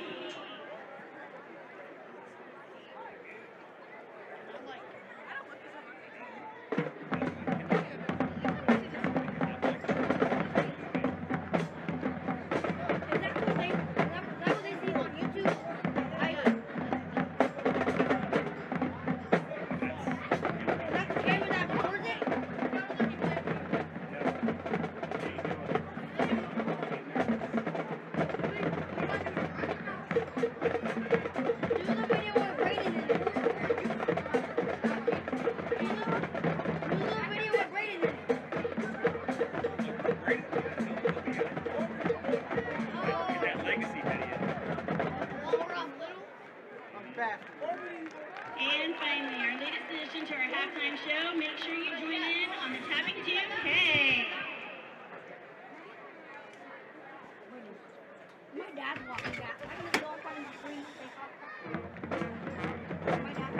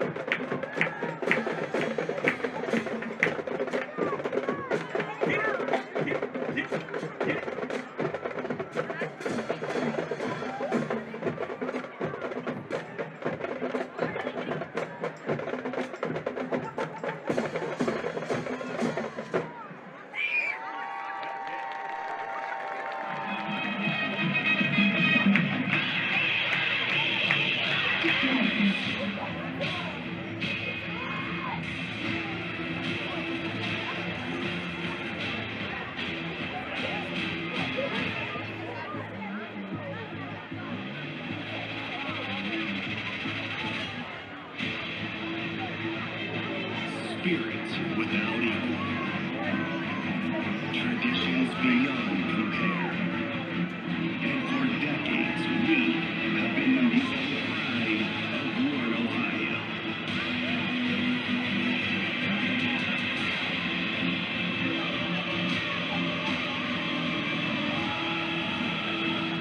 Mollenkopf Stadium, get on your feet and make some noise for your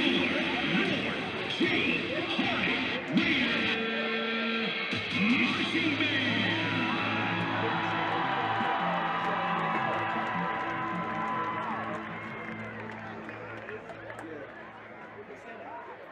Ladies and gentlemen, tonight we present the 2025 Raider Marching Band. The band is under the direction of Reed Young and Heather Cerny. Summer assistants include Kristen Ricker, Melanie Glad, Abigail Bailey, Antoine Howard, John Walton, and Nigel Glover. Our major ed instructor is Cindy Davis. Flag instructor is Celeste Harris. Percussion instructors are Jordan Ringgold and Brian Younghead. The band is led onto the field by field commander Zayshawn Poole, Micaiah Capers, and head drummer Terrence Jefferson.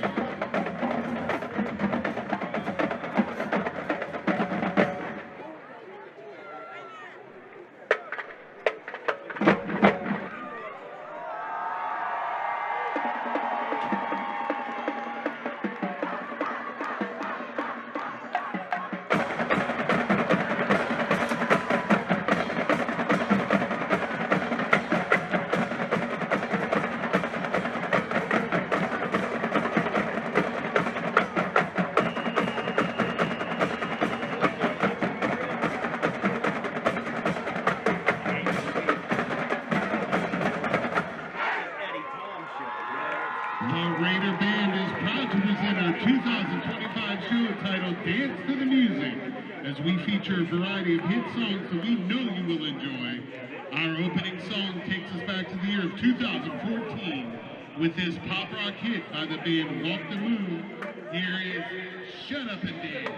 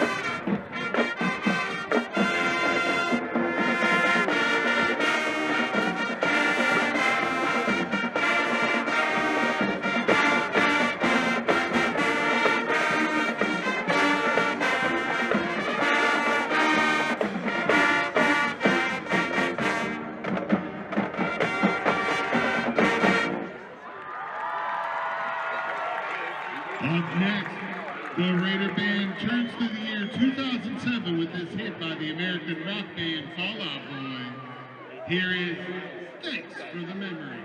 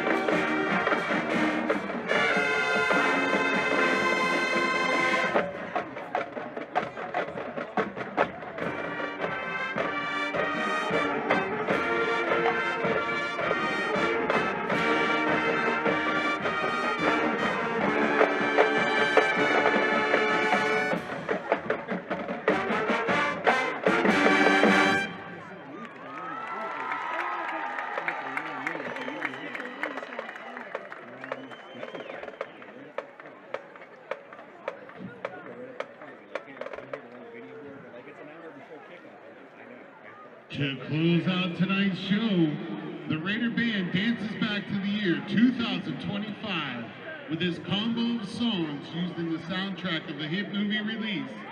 We end our show tonight with Dancing Through Life and Defying Gravity.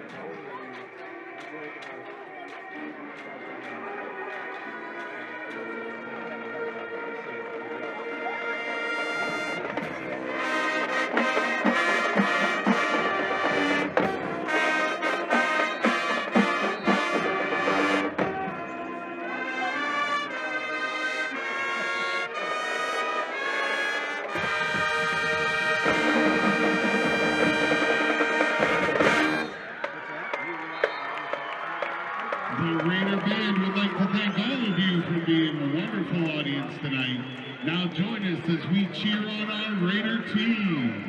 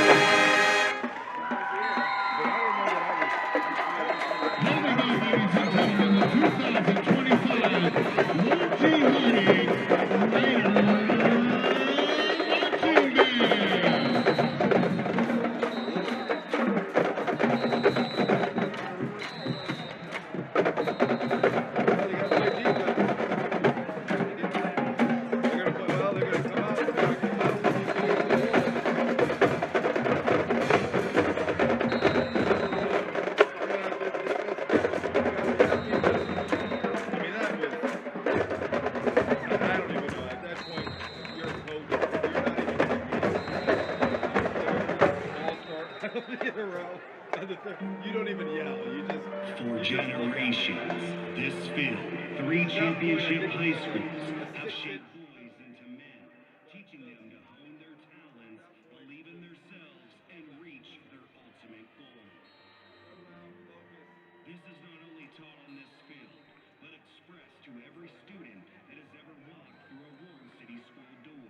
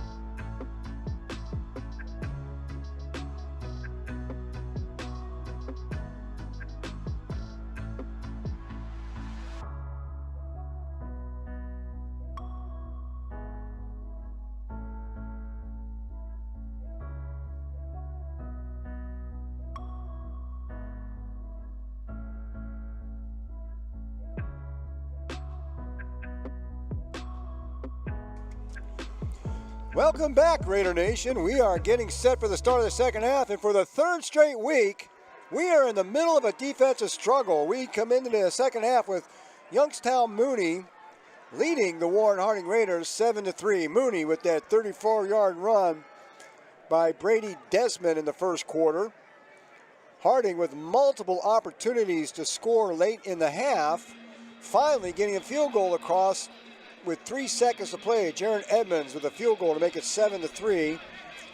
Other than that one big running play that the Cardinals scored on, the Raider defense, well, in fact, the Mooney defense, both defenses have been pretty stout, pretty stingy, and we're looking forward to a good second half. The Cardinal Mooney Cardinals, they will start off receiving, and they will be heading south to start this second half. Yeah, Tom, you said we've seen this a few times here. You know, the defense being able to hold the offense in check of the opposing team.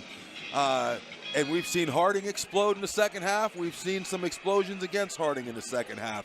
You know, right now, they have an opportunity to get that defense back on the field. You saw what they were able to do in that first half, really holding this all together. That bend, don't break mentality. I wouldn't be surprised at this point in the season.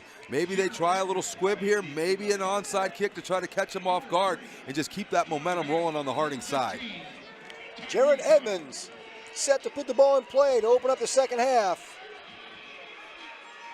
And he's going to send a high, deep kick. That's going to be fielded at about the 4-yard line. It's bobbled down there. That's number 15, Tyree Dawson. He's going to get hit inside the 10-yard line. And Cardinal Mooney will start the second half with their backs against the wall. Excellent discipline. You know, Jared puts it up high, gives them an opportunity to get down there. But look, I'm telling you, right here, where he bobbles the ball, that is where the mistakes are made on the kickoff team, because guys get out of their lane, they all start targeting straight to the ball, and it gives that fast kick returner an opportunity to get outside. They were able to maintain their lanes, stay down there, keep that discipline, and the defense is going to start out in a great position here inside the Mooney 10-yard line. Mooney 1st and 10 at their own 9. Vince Gentile, the quarterback. That looks like number 3, Tony Batty, setting up deep in that Cardinal backfield. Batty's going to get around that left end. He's got some running room out past the 20. Brought down hard out there, but it is a first down for Cardinal Mooney. That big run there looked like we saw a hold on the right-hand side. That sprung that big run there.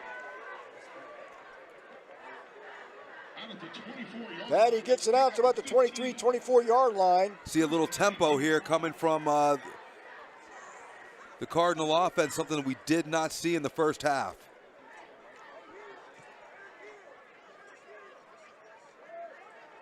They're going to try Batty again around the left side. They get pulled down for about a 3-yard gain out to about the 26-yard line. 2nd down and 7 upcoming for the Cardinals. Couldn't tell if that was Mendez or that was Elijah out there. Yep, that was Mendez Provin on the tackle there. That was Ike Lake, the Cardinals' leading rusher, back in the game for that first down play. He remains in that backfield, sets up to the right of Vince Gentile.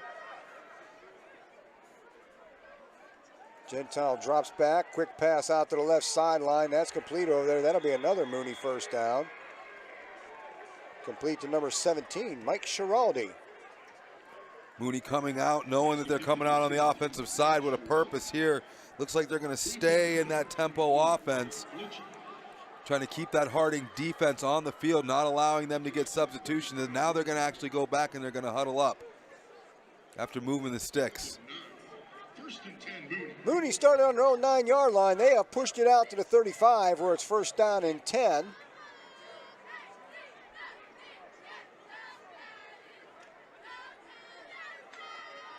Gentile up under center for this first down play. There's a pitch to Lake, trying to get him around that corner. And this time Lake gets the corner, he'll get a first down. That is Lake's biggest carry of the night, finally breaking free for a few. First down and 10, just on the Mooney side of the 50. Harding sent 6 that time, the front 5. You saw the inside linebacker, Raytwan Hill, come on a late blitz, just wasn't able to get home in time. Lake able to get to the outside, upfield, north and south for a big gain to move the chains for the Mooney Cardinals. Tony Batty comes back in that running back position for the Cardinals. 1st and 10 at the Mooney 49-yard line.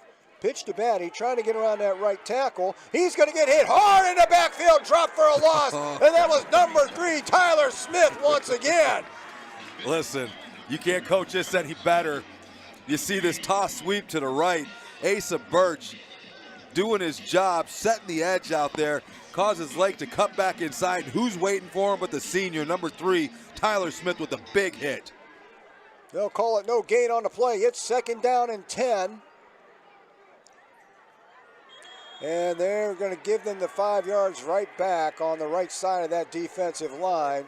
Encroachment coming up on the Raiders. Dead ball, encroachment defense, 5 yards, 2nd down. Looked like that was Anthony Simpson with a hair, just a hair early there. We saw, Harding was plagued by some pre-snap penalties in the first half. Got to get those cleaned up here in the second.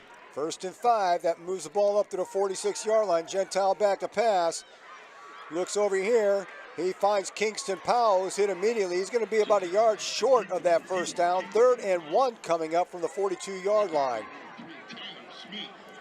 Yeah, corners are giving up a lot of giving up a lot of cushion off the line of scrimmage. Mooney just taking advantage of it, knowing that the first steps are going to be bails. Come back with those 5-6 yard digs. They've been able to move the chains all night, taking advantage of that cushion. 3rd and 1. Lake gets a handoff, and I don't know that he's made it. They're not marking him up there. It's going to be 4th and awful short. We'll see. And it looks like Mooney's keeping the offense out there. 4th and a short 1 for Cardinal Mooney. Harding had the opportunity first half. We remember a big 4th down and about a foot play. This looks like it might be a little more. We've seen a few too many pre-snap penalties on the Raiders here. They got to stay disciplined. Do not give them an easy one with an offsides call. Lake is the deep back in that stacked I.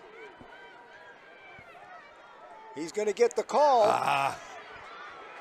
That's close. And there's a flag on the play. Flag. Late flag on that play. Lake appears to fall forward the 1st down. We're going to see what this penalty is and how that affects things. That's a hold. That is a hold. They're going to have to take the penalty and move them back. That's going to bring up a 4th down and 11 with this holding call.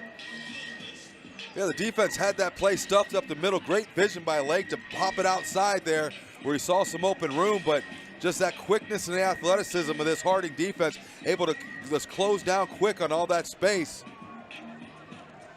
And that looks like it's going to bring out the Mooney punting unit. Holding, offense number 22, 10 yards, 4th down. Now Mooney able to flip the field with a decent drive here to the 50-yard line, but that's stout. Harding defense comes through again. Desmond out to do the punting. Matt Richardson sets up on his 20-yard line, awaiting a return attempt, and they're going to fake it with a short snap, and it doesn't go anywhere. It's Raiders football at the Mooney 42-yard line. Raekwon Hill was not fooled. Snap to the up back. Very, that's a risky play right there. You see, as the snap comes here, straight to the up back, Raekwon Hill, senior, not fooled at all. Big play by the defense here to give that offense great starting position here for their first possession in the second half. Harding takes over on downs on the Mooney side of the field with 7:23 to go in the 3rd quarter. Mooney tried to short snap and fake it on 4th and 11.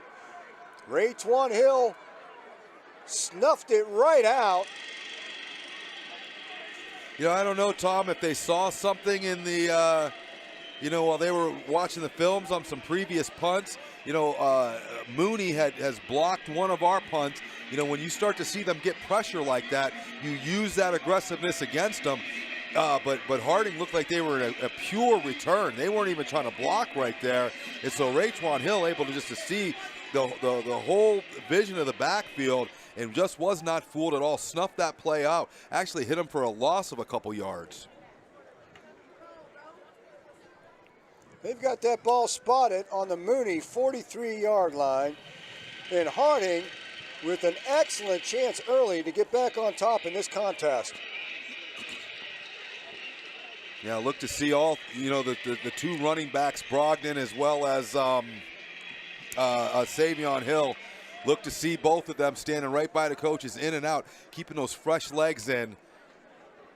Combine that with the opportunities. We've seen the RPOs that they've tried with their quarterback, Man Cobb. We've also seen his ability to be able to just drop straight back with those quarterback draws. Probably the two biggest plays of the night for the Harding offense have come from those quarterback draws. We'll see if they try to change some things up here in the second half, stretch the field to their probably leading receiver, Juju Farrell. He's been man-to-man all by himself on an island out there most of the night. We'll see if they start taking a couple shots to him. And Cobb brings that offense out. He's got Crenshaw in there, who's usually just in there to do some blocking. Cobb's going to try to keep this run to left tackle. Sheds one tackler, gets back to the line of scrimmage. There's a flag on the play. Yeah, they're going to call a hold there. Looked like that was probably on number 52.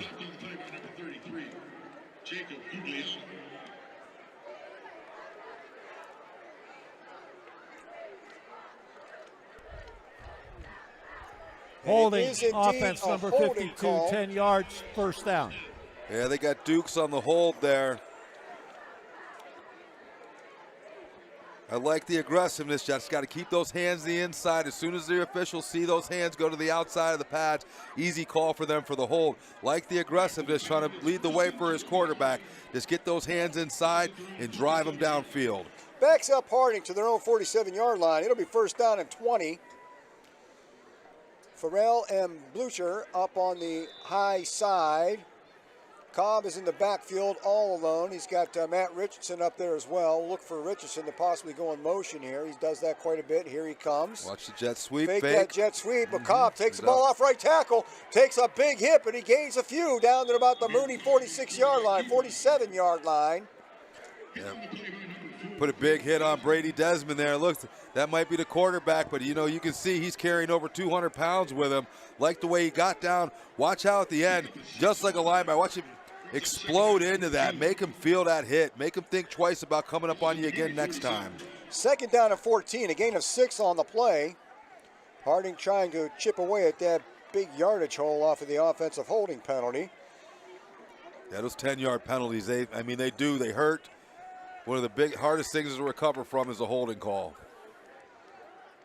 That looks like Satavian Hill in there in running back. He's going to get that pitch, try his luck around the right side. He's going to be met in the backfield, and he's going to lose a couple, and that's going to bring up third down and forever for this Harding defense.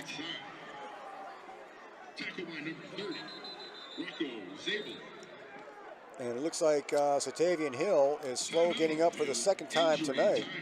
Yeah, you could tell he took a big hit as he was coming to the line of scrimmage.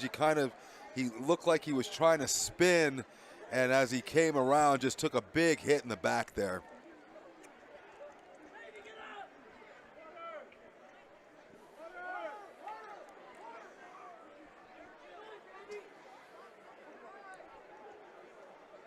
Third down and 15 coming up once we get Satavian Hill tended to. Harding coaches and trainers out there. Looks like the Mooney trainer looking on.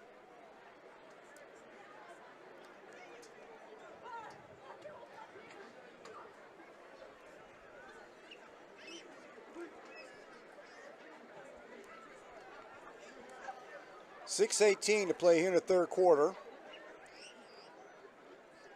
Harding able to stop Cardinal Mooney's opening drive of the half, force them into a punting situation.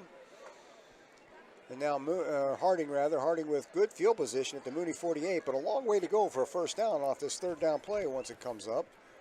Yeah, the holding penalty pushing them back there 10 yards. Obviously this last play, Mooney defense able to snuff it out behind the line of scrimmage. Going to put them into something that you would assume to be an obvious passing down, difficult position for the offense to be. Haven't really been able to get that passing game going tonight. And when you've got a defense that knows you're in a position to have to pass, expect them to probably bring a little bit of pressure, knowing that the receivers are going to have to complete those routes 15 yards downfield. They're going to want to try to force the quarterback into a position of getting that ball out of his hands before he really wants to. I look to see them bring some pressure here. Good to see Savion up. Hill up on his feet. Not putting any pressure on that left leg, so that's not a real good sign. And if I were a betting man, I would bet that we've seen the last of Satavian Hill tonight, coming off the field in the fashion that he's coming off.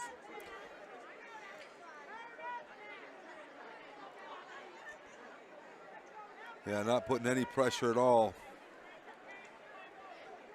So we'll see what they do. If are they gonna go with a little more of Matty Richardson in the backfield? Are we gonna see a little more of Mendez?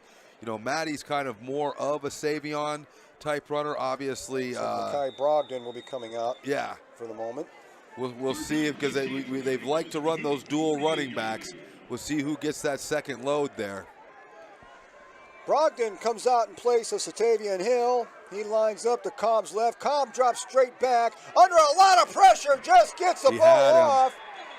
Loved the play call. Just couldn't identify the receiver there. Took advantage of the aggressiveness of that Mooney defense. Looked to run that middle screen. Had Kai coming over. He just had too much in his face. Wasn't able to locate him. But if he could have hit Kai on that, there was nothing but green grass in front of him. Like you said, obvious passing situation. Mooney had their ears pinned back, and they brought the house on that play. 4th and 15. Jared Evans had to do the punting. Yeah, now listen, kudos to the offensive coordinator, knowing that they were going to come for him. That's the best way to do. Take advantage of that aggressiveness. High spiraling kick, fielded at the 20 and hit right away at the 21-yard line. Looked like Mendez Provett was the first man down there. Took out Mike Schiraldi as soon as he got his hands on the ball. Great play. Great timing by Mendez to watch that ball through the air, and just puts the big hit. That looks like the one that was number 17, Girardi. Kudos to him for holding on to the ball in a big situation like that. Mooney takes over 1st and 10 with a 7-3 lead. Just over 6 minutes to play here in the third quarter. Vince Gentile again at quarterback. He's got Ike Lake behind him. Ike Lake has been bottled up all night so far. He had one decent run on that last drive. Lake coming in here with nearly 950 yards rushing to start the night with. He doesn't have much more than that right now. Lake's going to get the call this time. And again, he's tripped up after a very short gain. Gets it out to about the 24-yard line. 2nd down and 7 coming up for the Cardinals. That's Tyler Smith again. Just shooting, looked like that B gap there. Got in there between the blockers, just knifed through. Able to trip Lake up in the backfield. He was able to fall forward. Great balance, great strength to keep himself up, to fall forward for a 3-yard gain. But listen, they found something here with that, with blitzing that left outside linebacker there. Just for whatever reason, that side of the line cannot get their blocking down. Blake again gets a couple more. There's a flag on the play. Again, back in that holding area. So this could push the Cardinals back one more time. You know, the Cardinals as well, they haven't stretched the field. I Holding can't think offense, of number 70, 10 pass yards, over 15, first 20 down. yards down the Second down. field. Everything's been right inside. You know, they've primarily kept the ball on the ground, and they've thrown some of those screen passes similar to what you've seen Harding do. Neither team really taken opportunities to stretch the field, move those safeties, and move those linebackers back. We'll see what happens to that if later in the game we see one of these defenses get burned on a play action. The holding call takes the Cardinals back to about the 14-yard line. It is 2nd down and 17. Blake and Desmond flanking quarterback Vince Gentile in the backfield. Gentile pulls it out, looks down that far sideline, overthrows. He was looking for Desmond Blake over there. Brady Desmond, I'm sorry, Brady Desmond. Got the name mixed up. Looking for Brady Desmond on that far sideline. 3rd and 17 coming up for the Cardinals. Give him credit for staying in there. Big Ellis Daniels just breathing down his neck. He stuck in there as long as he could to get the pretty decent pass off, but he knew Daniels was coming and coming hard. Believe that, yep, that's Daniels. Put a pretty decent hit on him there. Receiver Desmond had a step there. Quarterback just, had to rush that throw knowing that the pressure was coming. That's where that defensive line greatly helps out the corners. Mooney sets 3 receivers to the near side. Incomplete. Gentile rolled out to his right. Really had almost no choice but to throw that ball away. Tried to get it to Schiraldi, but he was under a lot of heat coming out of that time. That's going to bring up 4th down and 17, and here comes the Mooney punt unit, and they're going to be punting from right around their own goal line on this play. Anthony Simpson applying the pressure there. He wanted to bootleg out, but this angle was cut out. He just had to keep on dropping back deeper and deeper. He finally gets that pass off, just wasn't able to get enough on it out to that the outer bound there. Incomplete pass, great defense by the Raiders. Low line drive kick, Matty Richardson, and that ball is loose. Richardson manages to get a handle on it, and the Raiders are fortunate to steal the ball, but they have it in great field position at their own 45-yard line. Yeah, risky play there. You know, Matty wants to make a play. He knows that they're struggling on offense right now, so he's trying to create some offense on his own right here. This is a ball you probably want a fair catch. Looks like he probably came right in and got his helmet on the ball. Lucky to, have that nose for the ball. Able to recover it, give this offense an opportunity at midfield.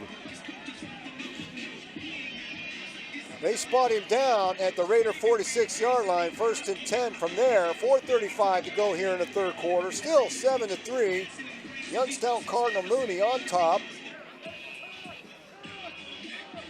When it's all said and done, Richardson probably still saved the Raiders about 30 yards. That's one of those punts that was just going to take off and roll. No, you got to catch it. I think, he's probably out of the sideline. They said, next time, you probably want a fair catch there. But no, you absolutely want to catch that ball. Brogdon gets the ball off that right tackle. He plows ahead, still moving the pile forward. Yeah. That's a 7-yard pickup from Mekhi Brogdon, and about 4 of those came after the first contact. No, absolutely. Look at that determination. He gets out there on the corner, doesn't try to dance, absorbs that hit, and then just gets low and keeps the legs churning for an extra 4 yards.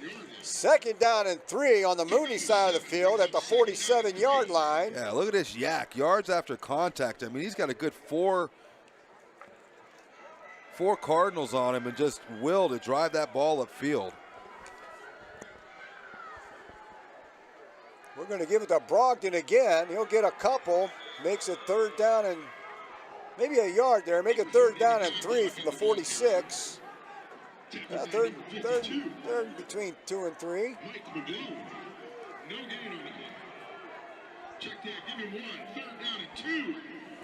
Big play here, 3rd and 2.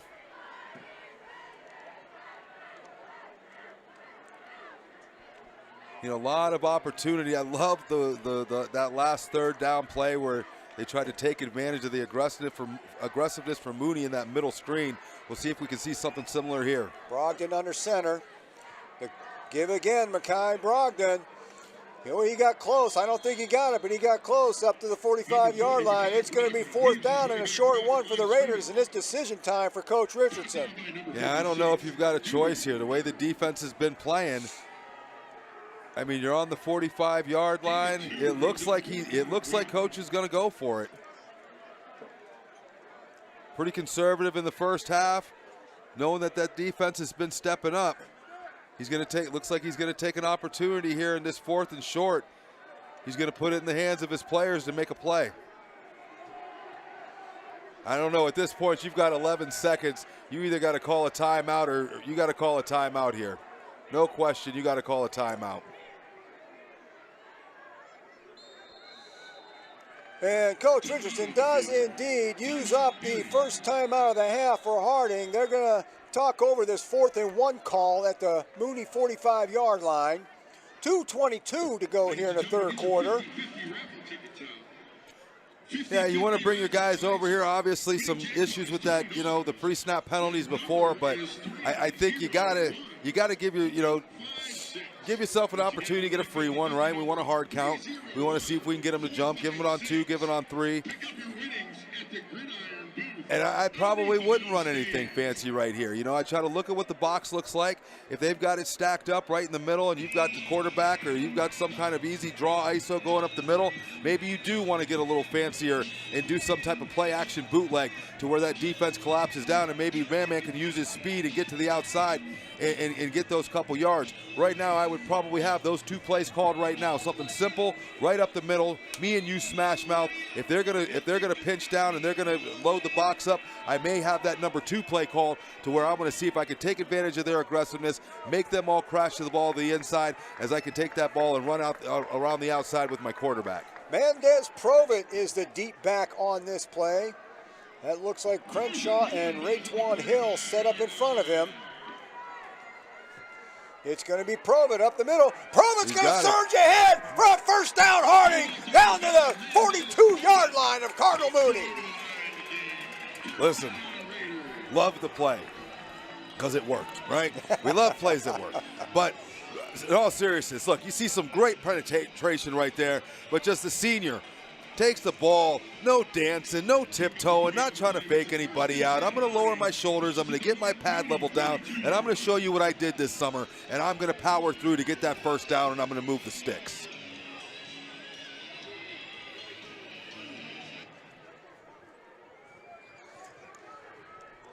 Brogdon back in the game behind Amir Cobb. Cobb's going to drop back, looks deep down this sideline, looking for Julius Farrell. Yeah, there's got to be a flag. And there's no flag on the play. Yeah, he got a little handsy down there as the pass was in the air and as it was coming. I thought the corner put a hand on his back and maybe pulled his jersey down. First time they've taken that shot downfield. That's where that is the read. You've got one-on-one coverage down there. You throw that 50-50 ball up. See if you got a dog that'll go up there and fight. Farrell still had his hands on it. Almost made just a real highlight, real catcher. Just a little bit outside his reach.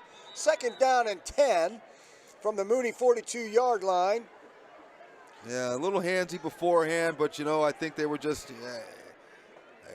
I can go with that call either way. There's the jet sweep again to Matt Richardson, trying to get around that corner. He'll get a couple. Number 10, Matthew Richardson on the end around. Brought down on the play by number 21, Jai Manningham. It's going to bring up probably a 3rd and 6 here on that sweep. Matty Richardson winds up with 5 yards off that play. Call it 4, 3rd down and 6. Need to get yourself 4 to 5 yards here to give yourself a 4th down opportunity. Ball is at the Mooney 38-yard line. 1 minute to play here in the third quarter. This time Cobbs rolls out to his right. The pass was for Matt Richardson. Just a little bit too tall for Matt over there. 4th down and 6. And on this side of the field, I'm pretty sure that this is. Yeah, he's going to punt. The way this defense is playing, you got to punt here. Try to pin that Mooney offense back one more time. I probably wouldn't even give him an opportunity to return. I'd try something here to this near side corner.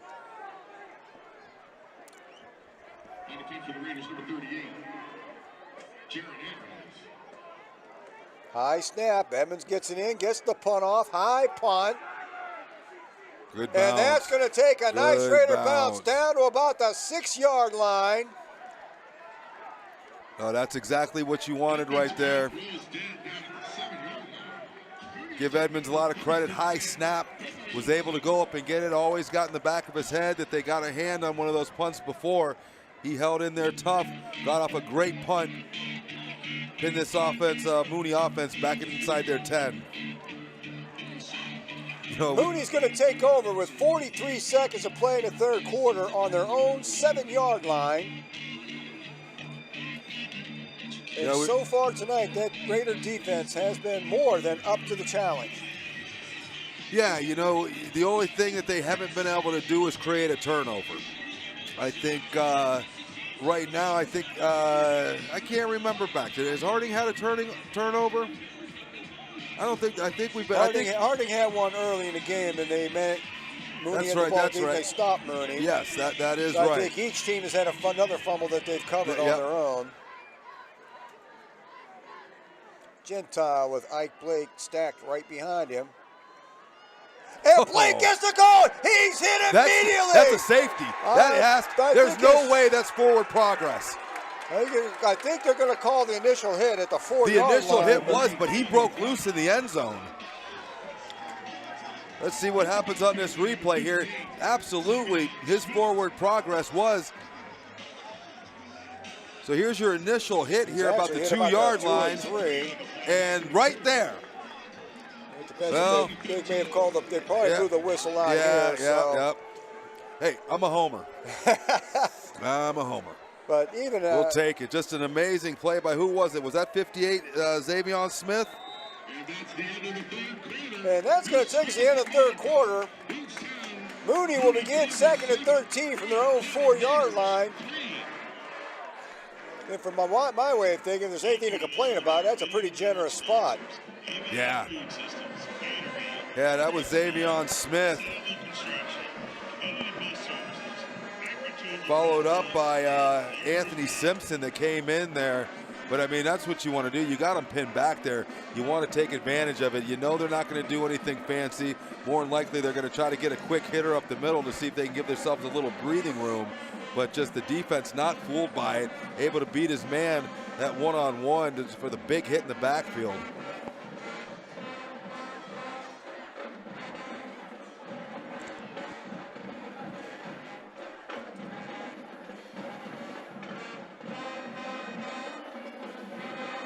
We would like to thank our Video Board Live Broadcasting crew, Frank Whitaker, Frank Bozak, and the Warner Communication Network, WSCN. Also, thank you to alumni Brandon Giovanni of MDI Studio Stadium Entertainment for tonight's Raider Video Board Hype Video Productions. And we open up the fourth quarter. Cardinals still hanging on. The Cardinal Mooney Cardinals hang on to a 7-3 lead. They are back against the Wellness Center once again. They open up this quarter, second down and 13 at their own 4-yard line. Great defensive struggle all night long. Both defenses up to the task of stopping that other offense. Yeah, and it's all started up front. Both defensive lines have been able to just really absorb the 1-2 punches coming from each offense to hold this pretty much to a stalemate here. Harding had opportunity early, you know, to kick a field goal. Coach chose to go for it. Give credit to that defense, but this could easily be a 1-point game right now because we've got full faith in our kicker that he'd have put it through the uprights.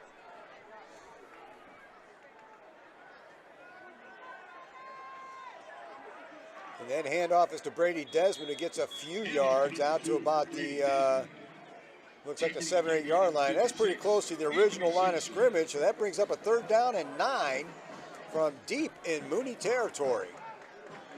Expect to see some pressure here. Expect to see Harding bring at least 6.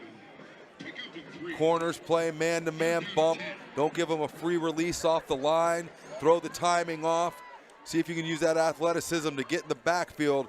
Force that quarterback either throw something to air it away or possibly sack him in the backfield. Gentile drops straight They're back. bringing. He finds a man over on that far side, and that is awful close. Their catch is good. Close to a 1st down. Looks like they brought the blitz there, just not able to get home. Moving the chains. So there's a 1st down. Cardinal Mooney out to about the 17-yard line. Yeah, it looked like they brought a blitz from the inside there, just wasn't able to get home. left those corners out there kind of on their own to try to keep up with that coverage. You talk about those crossing patterns, how difficult they are to cover at this level. Quarterback had a clean pocket, able to step up, throw a strike to move the chains.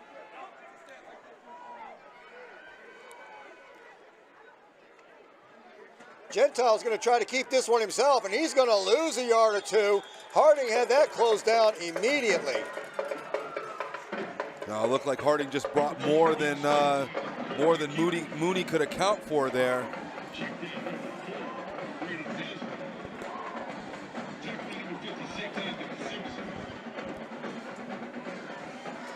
That'll bring up a 2nd down and 12 for the Cardinals.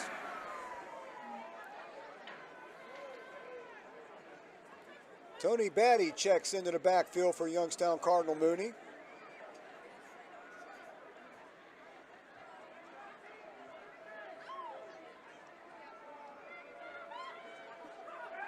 Gentile looking over to this. That ball is almost picked off by Kai Blucher.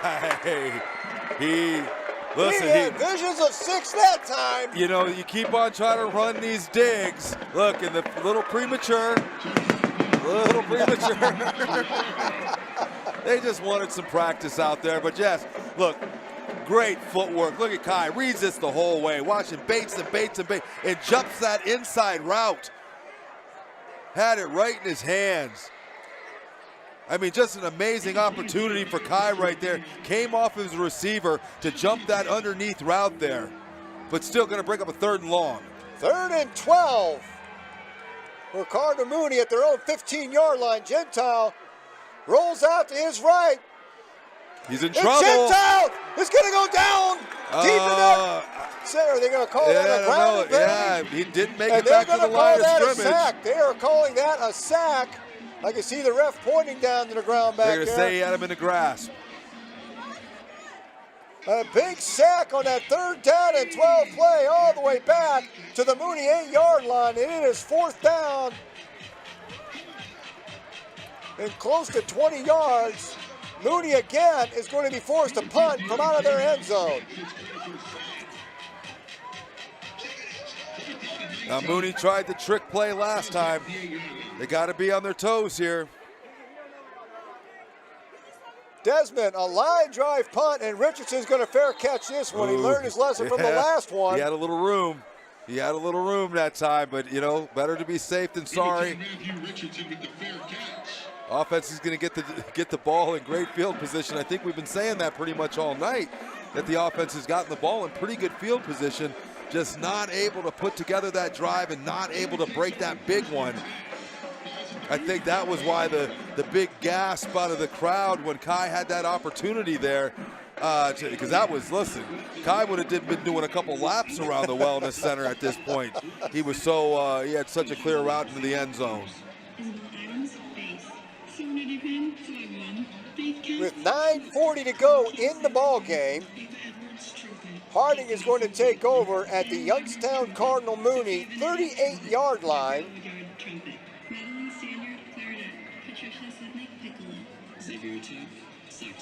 Yeah, they got an opportunity here. As I'm, watching the screen, just reminded, and I heard the announcement go out over the loudspeakers here. Just want to give a shout out to everybody that's involved, from the students to the teachers to Brandon Giovanni and everything that he does with the scoreboard production, to give us this amazing opportunity to be up here and do the play-by-play for you, and bring this this broadcast to you live at your homes.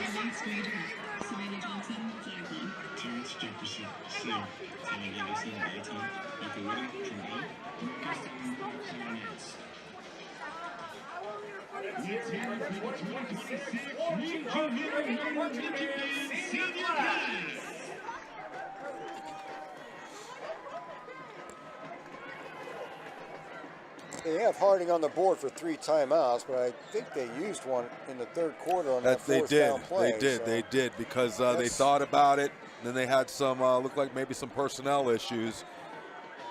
They had to call it a risk of delay of game. So. Well, listen, I won't tell them if you don't. It's our secret, folks. Yes, don't tell anyone else. No call-ins. Yeah. Stay off the comments. We don't need it. See if we could all keep a secret. Cobb's going to keep that himself and try up the middle. Little high snap that I think disrupted the timing on that play. He'll pick up maybe half a yard. Yeah, that's tough. You know, everything's about timing in the backfield. When you get a high snap like that, great job of him getting up there to bring that ball down, but just kind of throws everything off. What are you doing? Staying warm out there, bud? 2nd down and 9 Stay warm? for the Raiders. Mooney, 37-yard line. Nice. Mekhi Brogdon checks back in at running back. Jet Richardson sweep. with the jet sweeper on the right end, dances past one, picks up a few. Gets that one up to about the 32, 33-yard line. 3rd down and 4 coming up for the Raiders. Yeah, not a bad gain there. I mean, that jet sweep has become, you know, kind of their bread and butter that they go to. Good vision by Matty there, reading the block of Brogdon, getting back to the inside, getting those shoulders squared north and south to pick up some positive yards. Brogdon's going to break loose, get close to a 1st down. It's got to be close. And they are moving the chains. It is 1st down Harding at the 27-yard line of Cardinal Mooney.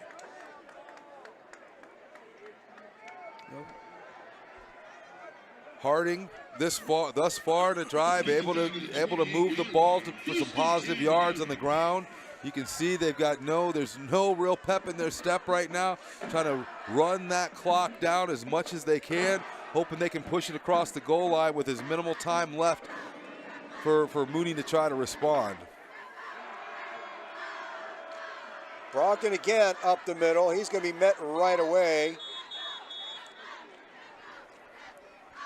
Might have gotten a half a yard off that play. He was stacked up as soon as he hit the line of scrimmage. Yeah, nothing fancy, just trying to, you know, get behind the big guys up front, see if they can move a couple people.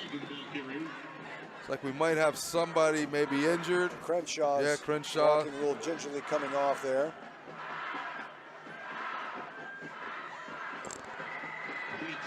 Jeremiah Crenshaw, the injured Raider on that play, he's been responsible as a blocking back, so he helps clear some of those holes. Farrell wide left up on top of the screen. Matt Richardson down here on the bottom. It's 2nd down and 9. Put Hill in the backfield for a lead blocker. Brogdon through the line of scrimmage inside the 20-yard line. That's going to bring up a 3rd down and very short for the Raiders. Yeah, you watch the replay on that. Hill picks up this blitzer, and maybe the defensive end on the left side, able to block him out on the play, giving a nice lane for Brogdon to run through to put themselves in a position of 3rd and very manageable. With the kind of time that's left and the way these two defenses have played, I would have to assume you cannot kick a field goal in this position right here. If you're the quarterback right now, you got to know you got 2 plays here. You got 2 plays to get the 1st down. The only thing you cannot do on this play is lose yards. Brogdon to deep back. He's going to get the 1st down and a couple more. Up to about the 16-yard line. That's a 1st and 10 Harding at the Mooney 16. 6:20 to go in the contest. They've got a nice tempo going here, milking some clock. Offensive line starting to impose their will on the defense here.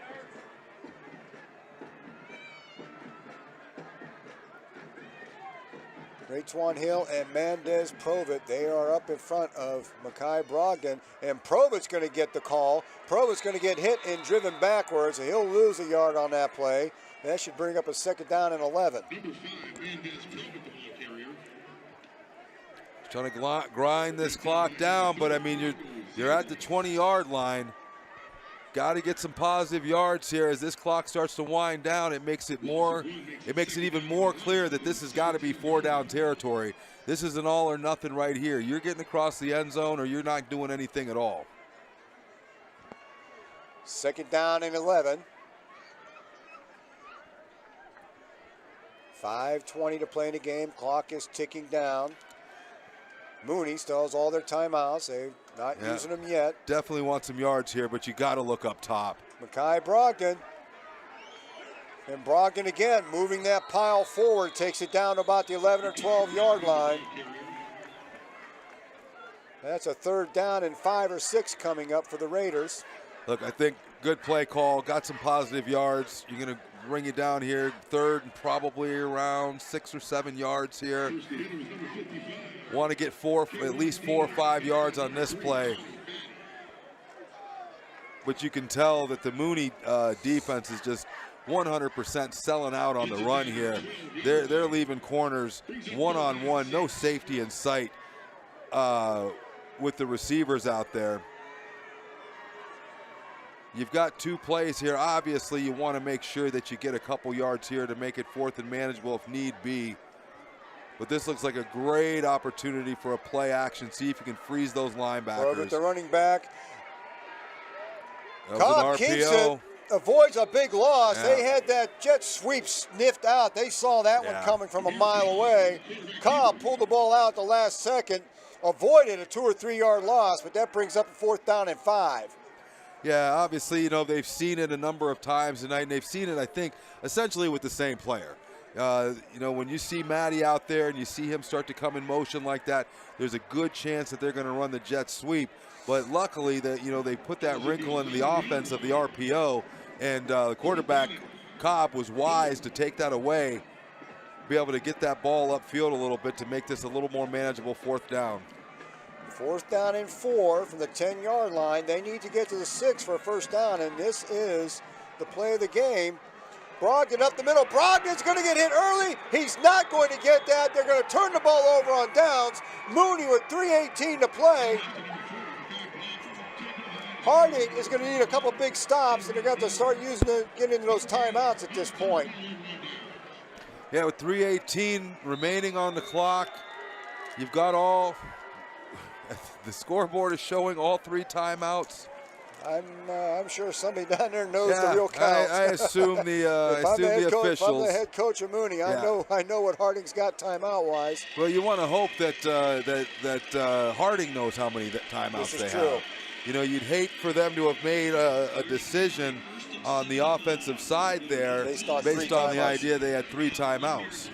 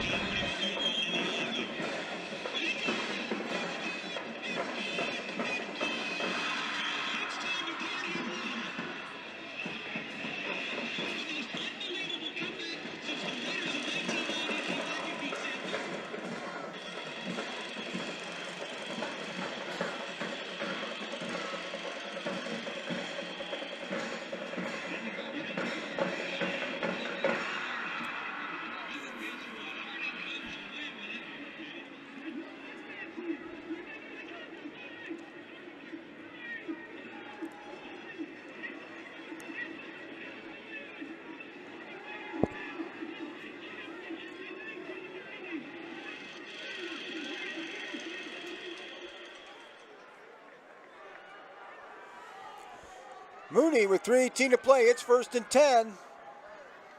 They're at their own 11-yard line.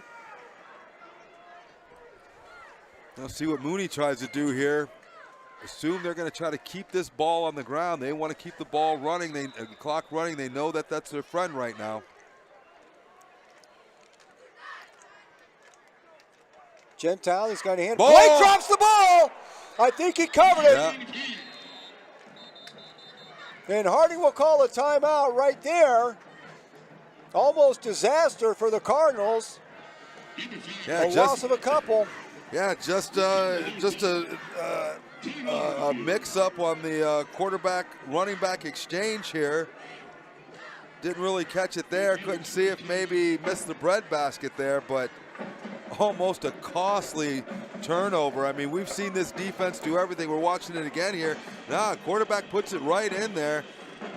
I think maybe Lake was just, eyes upfield, trying to see what he was going to do with the ball before he had it. We talked about this defense has done just been lights out all night. The one thing that they're missing is that turnover. Almost had another one there.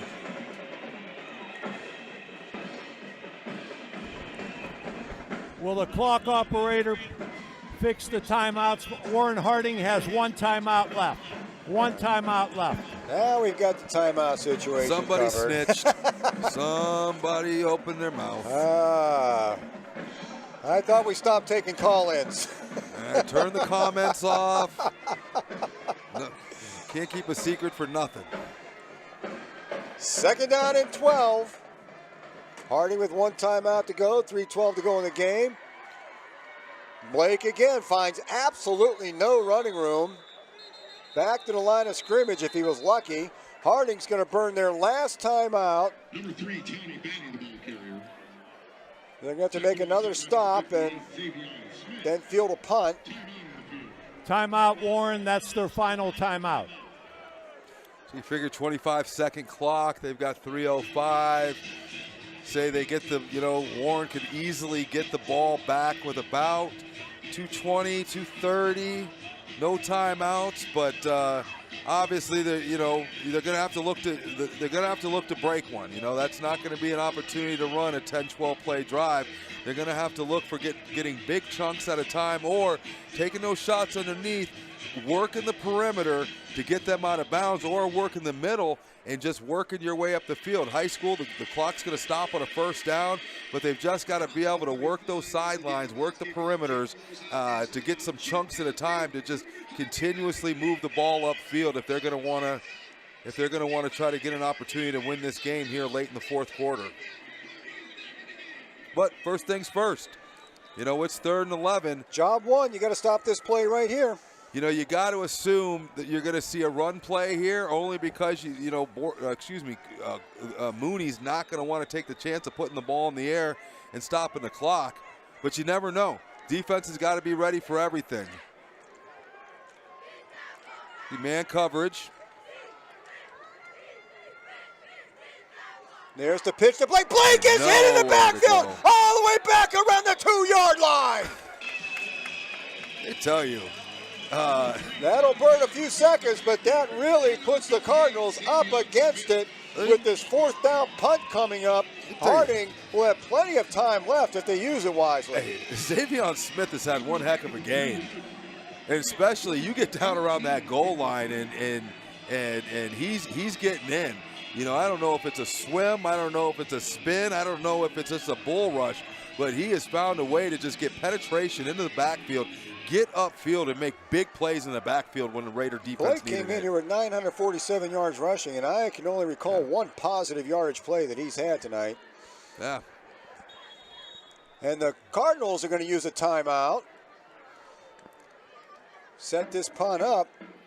The Raiders will have about 2 minutes to play with once they field this punt, but they should, by all accounts, have absolutely excellent field position. Yeah, they're going to have an opportunity here. And let's look, this isn't an easy punt here. Generally you want about 15 yards to be able to, to get a safe punt off. They're going to have an opportunity to go after the punter, and even if they can't get there, they're going to have an opportunity to force that punter into a fast kick. They should end up with pretty decent field position after this. And they've had some less than perfect punt snaps, so that's another thing to watch out for. Well, you know who I'm going to keep an eye on this? Somebody we haven't said his name a lot tonight, but it's Asa Birch. If Asa Birch is out there, number 7, just his sheer size, his length, his athletic ability, and his speed, he's the one that I'm going to watch on this that I think has the best opportunity to really cause havoc for Mooney on this return, or on this kick. Desmond in to do the punting. He is about a pace inside that back line. Gets the punt off, low line drive. Matty Richardson fields it at the 34-yard line. He's got a chance for a return. He's going to get hit right away, but the Raiders are going to have the ball at about the 27-yard line with 2:06 to play. Look, couldn't ask for anything better. Love the confidence, and that's what happens when you get some playing time as a freshman and as a sophomore. He's not afraid of these bright lights. How many people would have let that kick go? And the Raiders might have had the ball at the at their own 30, 35-yard line. Again, that's one that would have cost him a good 20, 30 yards. Love the fact that he had the confidence to get underneath that one in a little bit of traffic and get himself upfield to put the offense in just honestly the best position they could ask for here with 2:06 left and no timeouts. Don't have to really, with 2:06, what are you, 27-yard line, so you got the opportunity at least 2 first downs. You don't have to necessarily depend on working the perimeter. You should feel free to be able to throw the ball in the middle. The whole field is at your is really at your disposal. First and 10 at the 27. Cobb's going to roll out to his right. He's looking downfield. He's got a man down that corner. Overthrows him. He was looking for, that was number 18 down there, looking for Asa Coleman down there in the corner. That will stop the clock. Matt Richardson he's looking for. It looked like an 18 to me. Sorry, number 10, Matt Richardson. It looked like he had a step on him there. Now, obviously, 4-down territory. You don't need to get it all at once right here. In fact, you don't want to get it all at once right here. Look underneath. Look for those short routes. Look for those pass plays that we're gonna take a pass, but use it like a run. Use that middle of the field. Find somebody in the middle of these zones. Find that crossing route. Find somebody that can take a short pass and get upfield and turn it into a big gain. Brogdon is meeting. That ball's on the ground. Dick Mooney has it. And that is going to be Mooney football.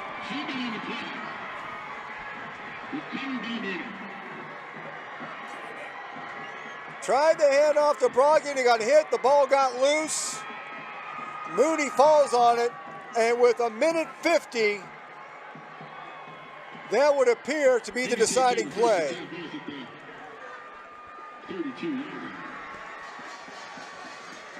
Harding with no timeouts, not able to stop the clock. A couple snaps for Mooney.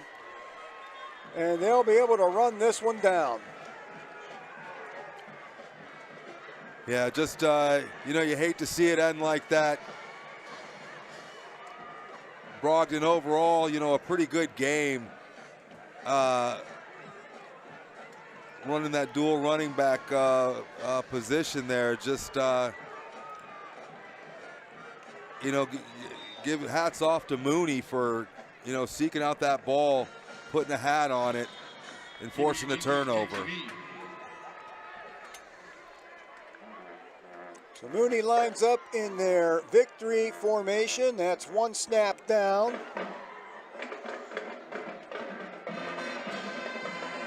So yeah, it really came down to one play. Mooney able to hit the big one for that 34-yard touchdown.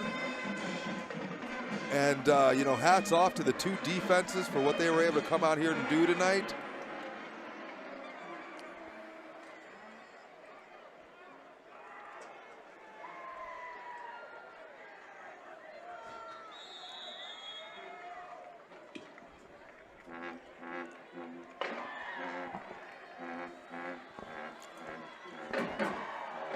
Mooney should be able to take care of things with one more snap of the football. We start to look forward. Obviously a big challenge next week as the team's going to travel to Massillon, ending the year in Austin, or here, home, against another Mahoning County team over there in Austintown, Fitch. Always a tough game. But I'll tell you, I see Zarion Redding. He's a freshman. I see he's back from that hamstring injury. As you look forward, and obviously it's been a tough season, but you try to look at what the coaches are trying to accomplish down here, and you see a lot of young players getting some opportunity here, and that should only bode well for the future. So that winds it down. Your final score from Mollenkopf: Cardinal Mooney Cardinals 7, Warren Harding Raiders 3. So if you appreciate good defense, you saw a good one.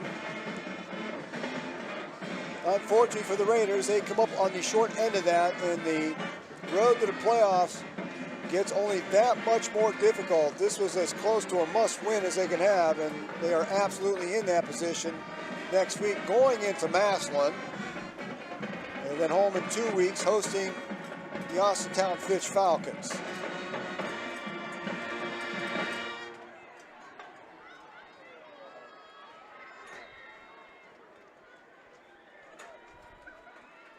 And that will do it for Eddie and I up here on a Thursday night, homecoming for the Raiders. The big dance is tomorrow night, so best wishes for a good time to our students, and please stay safe so I can see you all on Monday morning. Oh, absolutely.